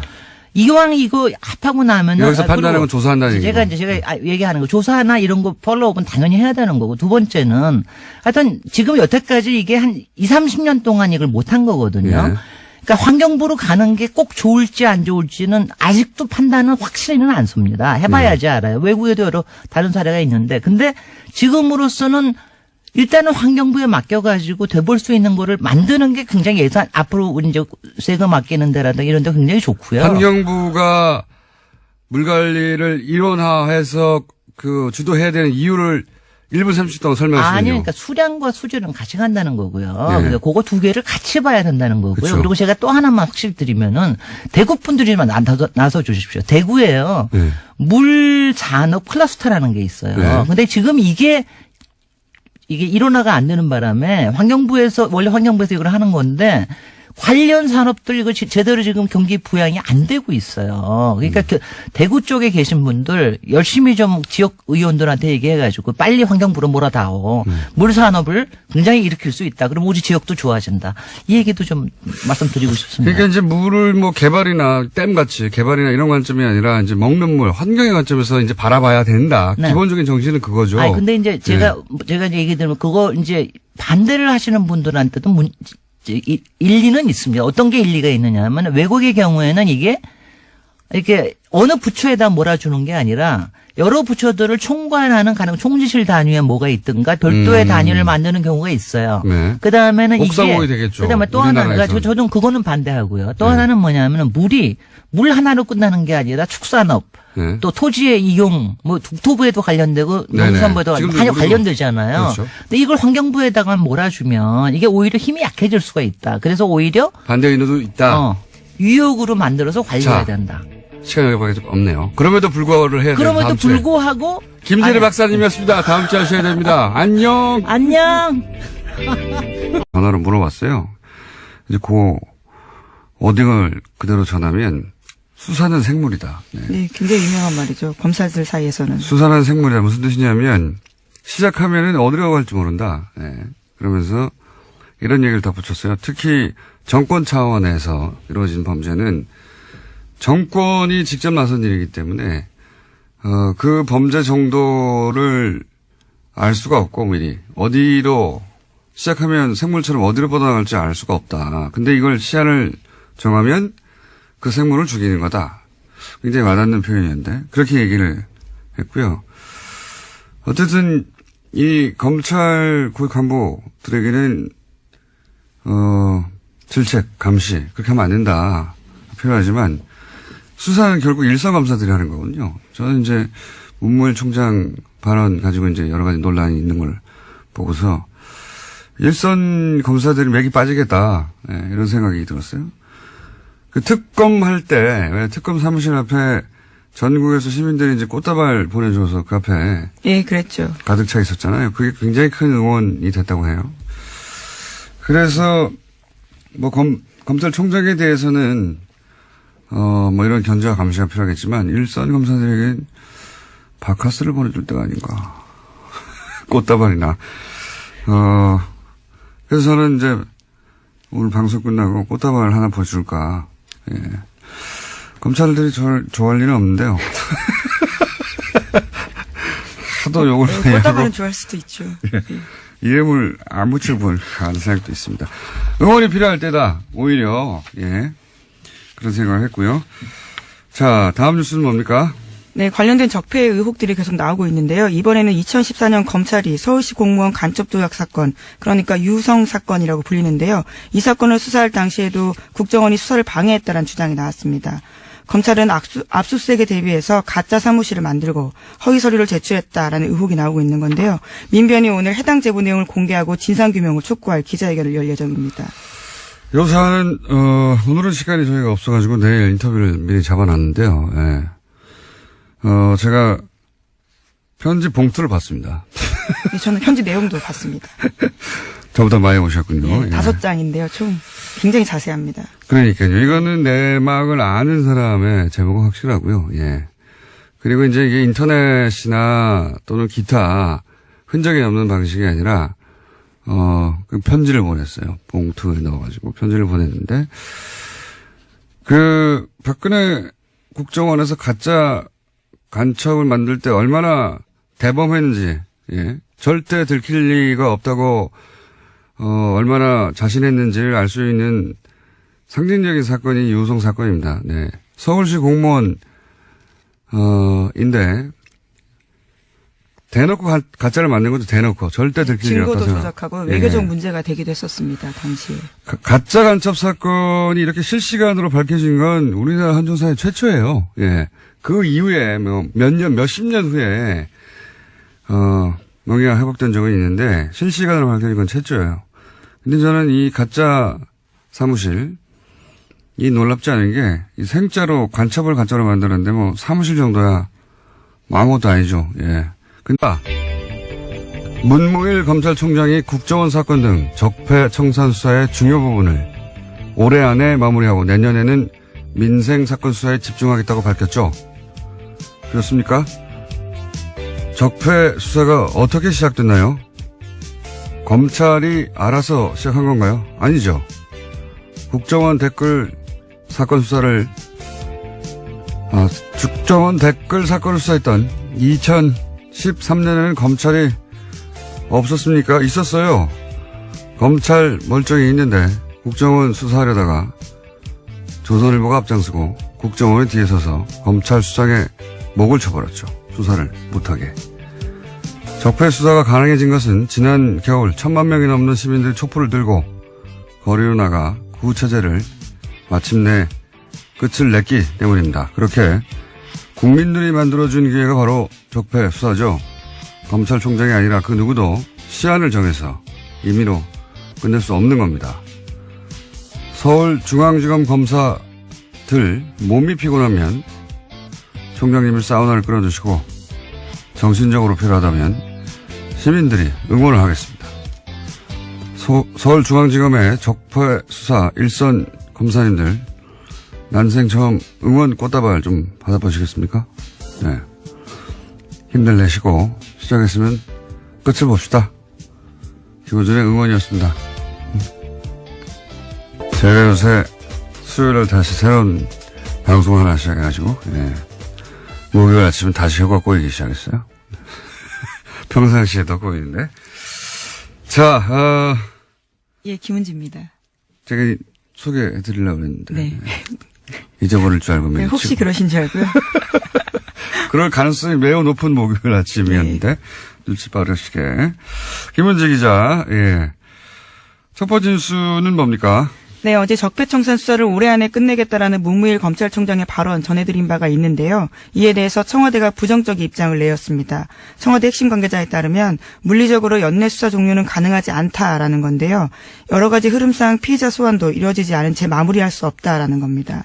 그러면서 이 관계자는 검찰 수사에 속도를 내겠다는 뜻으로 문무일 총장의 발언을 받아들이겠다라고 밝히고 있는데요. 문 총장 발언을 빌미로 일각에서 쏟아내는 적폐청산 조기 종료 요구에 대해서 선을 그은 겁니다. 보수 매체는 뭐 신났어요, 이제. 역시, 봐라, 필요하지 않느냐. 근데 청와대에서 여기서 이제, 연내 종료 불가능하다고, 청와대 입장을 냈는데, 이제 두 가지를 알 수 있죠. 이게 이제 청와대가 조율되지 않은 발언이었다는 것과, 그리고 애초에 청와대가 함용하는 수사가 아니었다는 것, 두 가지 동시에 드러난 셈입니다. 검찰총장이 청와대하고는 다른 입장을 내는 경우가 드문 일이거든요. 엄청나게. 예. 검찰총장 관두기 직전에 보통 그런 일이 있긴 합니다. 근데, 그런 걸 알 수 있고요. 제가 이제 이 사건, 이것도 일종의 사건이죠. 저희가 그래서, 오늘 2부 잠시 후에 적폐청산위원장, 박범계 위원장과 인터뷰가 예정돼 있긴 한데, 이거를 이제 전직 최고위급 검찰 간부는 이 사안을 어떻게 보느냐 궁금해서 낮게 구형을 했다라고 볼 수도 있고, 그래서 사법부가 보기에는 이게 너무 낮은 거 아닌가 생각할 수도 있고, 또 한 가지는 사법부가 의도하지는 않았다고 저는 생각합니다. 이 판결에서. 그런데 결과적으로는 어떤 메시지를 주냐면, 검찰 수사 협조에도 별 소용이 없네, 이런 메시지를 결과적으로 주게 되는 그런 메시지 효과가 있죠. 예. 예를 들어 삼성 수사 관련해서 검찰에 협조해도 이렇게 하나도 없다 하는 그런 메시지 효과가 분명히 있습니다. 결과적으로. 이 사안은 저희가, 역시 2부에, 예. 양지열 변호사 다룰 텐데, 저는 개인적으로 좀 아쉬워요. 그때 자세히 얘기하겠지만, 예. 뭐 제가 아쉽다고 판결이 바뀌는 건 아닌데. 뭐 물론 2심과 3심이 남아있긴 합니다. 네, 메시지 효과가 예. 그런 게 있는 거죠. 검찰과 장시호 씨는 당황했겠죠, 크게. 아마도 장시호 씨는 모르긴 몰라도 1년의 집행유예 혹은 1년 6개월의 집행유예 뭐 이런 식의 법정 구속을 예상하지는 않았을 거라고 봐요. 네, 어제 그래서 그 결과가 나온 다음에 재판장한테 그런 호소를 했었습니다. 바로 법정에 구속되지 않도록 해달라고요. 아이를 좀 보고 오겠다라는 취지 이야기도 했었습니다. 전혀 예상을 못한 모습이었던 거죠. 그렇죠. 왜냐하면 본인은 충분히 협조했고 검찰도 그렇게 얘기했을 테고, 물론 뭐 판사, 검사 사이에 그런 갈등이 있어요. 예. 그런 양형 조절을 검사가 수사할 때 해주겠다고 피의자한테 얘기하면서 뭔가를 얻어내고, 사법부는 아니 제도에도 없는 걸 검찰이 마치 있는 것처럼, 판결은 사법부 영역이잖아요. 거기에 영향을 주려는 검사의 그런 태도를 싫어하고 그런 오랜 갈등이 있긴 한데, 그 얘기는 제가 양변과 하기로 하고요. 자, 다음 뉴스는 뭡니까? 네, 국제올림픽위원회 IOC가 러시아 선수단의 평창 동계올림픽 출전을 금지했습니다. 지난 2014년 소치 동계올림픽에서 국가 차원의 조직적인 금지 약물 복용이 이뤄졌다라는 판단에서 나온 결정인데요. 러시아 선수들은 엄격한 도핑 검사를 통과해야만 러시아 출신 올림픽 선수라는 개인 자격으로 올림픽에 출전할 수 있게 됐습니다. 그렇군요. 예. 러시아에서는 인정하지 않고 있죠. 예, 이 사안을. 네, 그렇죠. 그래서 12일까지요. 개인 자격으로는 아마 출전할지 여부를 결정하겠다라는 입장입니다. 근데 이 고발 자체가 러시아에서 출발된 거예요. 예. 네, 내부 고발이죠, 일종의. 예. 자, 다음 뉴스는 뭡니까? 네, 세계적인 시사주간지 타임이 올해의 인물로 성폭력 고발로 세계를 뒤흔든 여성들을 선정했습니다. 성폭력 고발에 나선 여성들을 통칭해서 침묵을 깬 고발자들이라는 이름을 붙이고 표지 모델로 선정했다고 밝혔는데요. 표지에는 성폭력 고발의 중심에 섰던 배우 애슐리 주드 등이 등장했습니다. 이게 이제 특히 영미권에서 미투 해시태그, 그러니까 나도 그런 일을 당했다, 성폭행. 지금 이 여배우들이 굉장히 유명한 영화 제작자 하비 와인스타인, 예. 네. 그 양반한테 당했던 성추행 사건들을 계속 폭로하고 그러자 나도 당했다고 하는 미투 해시태그 광풍이 불었거든요. 예. 그래서 이게 이제 전 세계로 퍼져나갔어요. 네, 예. 80개국이 넘는 국가에서 해시태그가 회자됐다라고 합니다. 미투. 여기까지 하고 이제 저희의 미니인 리얼미터를 해야 되는데 이 해시태그 얘기하니까 제가 오늘 재밌는 거 하나만 얘기하고 꼭 넘어가야 되겠습니다. 제가 댓글 부대 아직도 운영된다 이야기 여러 번 했거든요. 근데 이제 반신반의하셨던 분들이 많을 거예요. 제가 오늘은 좀 더 구체적인 증거에 해당되는 정황을 거의 증거라고 봅니다. 말씀드리면 지금 네이버에 가서 오픈, 영어로 오픈, 영어로 쓰지 말고인데 한글로 오픈 열기 네 글자를 검색어에 딱 쳐보세요. 그런 다음에 그 메뉴 중에 실시간 검색이라는 메뉴가 있습니다. 네이버에 트위터 같은 거 검색하는 오픈 열기라고 치고 실시간 검색을 탁 클릭하면 각종 기사에 달린 댓글들 중에 오픈 열기 옵션 죄송합니다. 오픈 열기가 아니라 옵션 열기예요. 옵션. 예. 옵션 열기라는 단어가 포함된 댓글들이 주르륵 나옵니다. 이건 해시태그가 아니라 갑자기 왜 옵션 열기라고 하느냐. 이게 전부 다 댓글 부대가 쓴 댓글이에요. 댓글을 달 때 위에서 지시를 받아서 그걸 자기 아이디로 카피를 해서 댓글을 달았는데 거기 맨 앞에 옵션 열기라고 하는 내용과 상관없는 메뉴가 있는데 그걸 카피해서 갖다 붙여버린 거예요. 무슨 얘기인지 아시겠죠? 이거 한번 해보겠습니다. 잘 모르겠네요. 바보같이 무슨 얘기냐면 네. 내가 댓글을 달 때 댓글 알바가 있다고 쳐요. 예, 지시를 받았어요. 내용을. 그게 자기가 쓴 내용이 아니라는 거죠. 그걸 카피해서 갖다 붙여줄 거 아닙니까? 자기가 쓴 게 아니니까. 근데 그 카피를 할 때 맨 앞에 옵션 열기라고 하는 이 내용과 상관없는 메뉴에 네네. 들어가는 글까지 카피를 해버린 거예요. 그래서 그거를 갖다 붙여서 댓글로 다는 게 엄청나게 많습니다. 그게 여전히 지금 오늘도 달려있는 것들을 볼 수 있어요. 제가 오래전부터 봐왔는데 이걸로 몇 가지를 알 수 있어요. 이제는 댓글 부대 전용 프로그램이 있는 거예요. 전용 프로그램이 있어서 그 프로그램을 통해서 댓글 지시 내용을 받아요. 그런데 이제 그거를 카피 앤 페이스트 할 때, 이렇게 마우스나 뭐로 손으로 쭉 긁어서 붙일 거 아닙니까? 그때 맨 앞에 있는 옵션 열기라고 하는 메뉴까지 촥 카피해서 붙이는 경우가 왕왕 일어나는 거죠. 기계적으로 알바를 하다가 결과적으로 예, 그런 실수가 드러나게 된 거죠. 그런 거죠. 그러니까 프로그램이 있다, 이제는. 이 댓글 부대에 지령을 내리는 프로그램이 있다. 그리고 그걸 카피할 때 옵션 열기라는 부분은 삭제하고 카피해야 될 편입니까? 그래 깜짝같죠. 그런데 컴퓨터에 그만큼 익숙하지 않아서 고연령대 노년층일 가능성이 높은 거죠. 그것까지 카피해버린 거예요. 재밌죠? 예.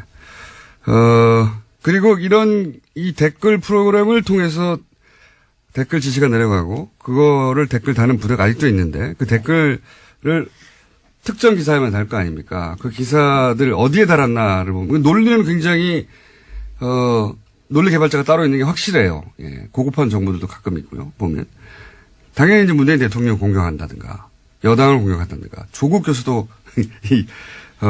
타겟이 자주 됩니다. 뭐 최근 같은 경우에는 이제 낚싯배 사고를 났는데 세월호하고 비교해서 공격해요. 세월호 그렇게 뭐라고 하더니 니들은 뭐 다르냐. 그리고 이제 김국종 교수. 이국종 교수. 죄송합니다. 이국종. 근데 이게, 유성 사건 때도 있었다. 가짜 사무실 만든 게 영화처럼 세트 만들어서 여기 압수수색 하라고. 하여튼 증거 조작과 증거 인멸의 대마왕이에요. 이쪽은, 예. 그래서 국정원 관련 사건은 저는 모조리 다 구속수해야 된다고 보는데. 예. 네. 예. 해당 제보자 같은 경우에는 정치호 변호사, 그러니까 최근에 자살한 국정원 변호사 있잖아요. 예. 그 사건을 보고 자기가 용기를 냈다라고 이야기를 하는데요. 거꾸로 또 그 제보는 그래서 이렇게 추적이 어려운 전통적인 방식 편지로 보내야 되겠구나. 용기를 냈다기보다는 저는 화가 났다. 아이 그렇죠. 예. 밤잠을 뒤척였다 이런 식의 표현들이 있는데요. 국정원이 제대로 개혁돼야 된다라는 것들 때문에 이런 편지를 쓰게 됐다라는 겁니다. 국정원 내부자라고 볼 수밖에 없는 것이 너무 내용도 자세하고, 예. 국정원 내부에 누가 이 전략을 총괄 기획했는지도 특정돼 있고, 예, 굉장히 자세한 내용입니다. 네. 의외의 곳에서 터졌어요, 또. 예. 자, 그런 사건이 하나 있습니다. 오늘 민변이 기자회견을 한다고 하고 내일 인터뷰가 저희는 예정돼 있습니다. 자, 남순요. 네, 어제 장시호 씨가 1심 선고가 있었습니다. 검찰의 구형보다 센 징역 2년 6개월이 나왔는데요. 곧바로 법정 구속됐습니다. 당초 특검은 장 씨에 대해서는 징역 1년 6개월을 구형한 바가 있는데요. 그보다 더 높게 나온 겁니다. 장 씨가 수사와 재판에 협조한 점은 있긴 하지만 이 사안으로 실질적으로 가장 크게 이익을 본 사람이 장시호 씨라면서 재판부가 이렇게 판단했다라고 밝혔습니다. 검찰은 굉장히 당황했을 겁니다. 왜냐면은 특검대 장시호 씨로 인해서 밝혀진 게 적지 않단 말이죠. 근데 우리나라에서 법적으로 풀리박인이 없잖아요. 영향거래가. 그러니까 죄를 인정하고 협조하면 형을 낮춰주거나 아예 풀어주는 제도가 우리나라에 없단 말이죠. 그래서 아마 이제 혐의 중에서도 이게 공갈죄인데 강요죄로, 왜냐면 강요죄가 형량이 낮아요. 강요죄로 잡고, 그리고 그 중에서도 양형을 낮게 잡아주는 것으로 검찰은 그런 노력을 한 거죠. 네, 구형을 낮게 한 바가 있습니다. 네. 왜냐면은 이 정권 차원의 범죄일 때는 특히나 그 종범들이나 협조자들이 자백을 하거나 하지 않으면 밝혀내기 어려운 게 굉장히 많습니다. 장시호가 밝혔던 여러 가지 사안들은 사실은 장시호가 받거나 직접 확인해 주지 않으면 절대 밝혀낼 수 없는 부분이 많았거든요. 네, 제2의 태블릿 PC를 낸다던가 구체적으로 어떤 데 무엇이 있는지를 제보한 바가 있습니다. 그렇죠. 예. 그래서 검찰은 이제 장시호에게 암암리에 검찰이 알아서 그런 협조에 대해서 배려하겠다고 신호를 줬을 것이고, 장시호 씨도 적극적으로 협조를 한 것일 텐데, 사법부가 보기에는 형량이 너무 낮았던 거죠. 예. 그래서 그 양형 기준으로 따지자면 너무 낮아서 2년 6개월을 그러니까 검찰이 구형한 것보다 1년 높게, 이거는 그렇게 흔하지 않은 케이스거든요. 네, 이례적인 일이죠. 예. 지금 이 적폐 관련해 가지고는 최초의 사례고, 검찰이 뭐 두 가지로 해석할 수 있어요. 검찰이 그만큼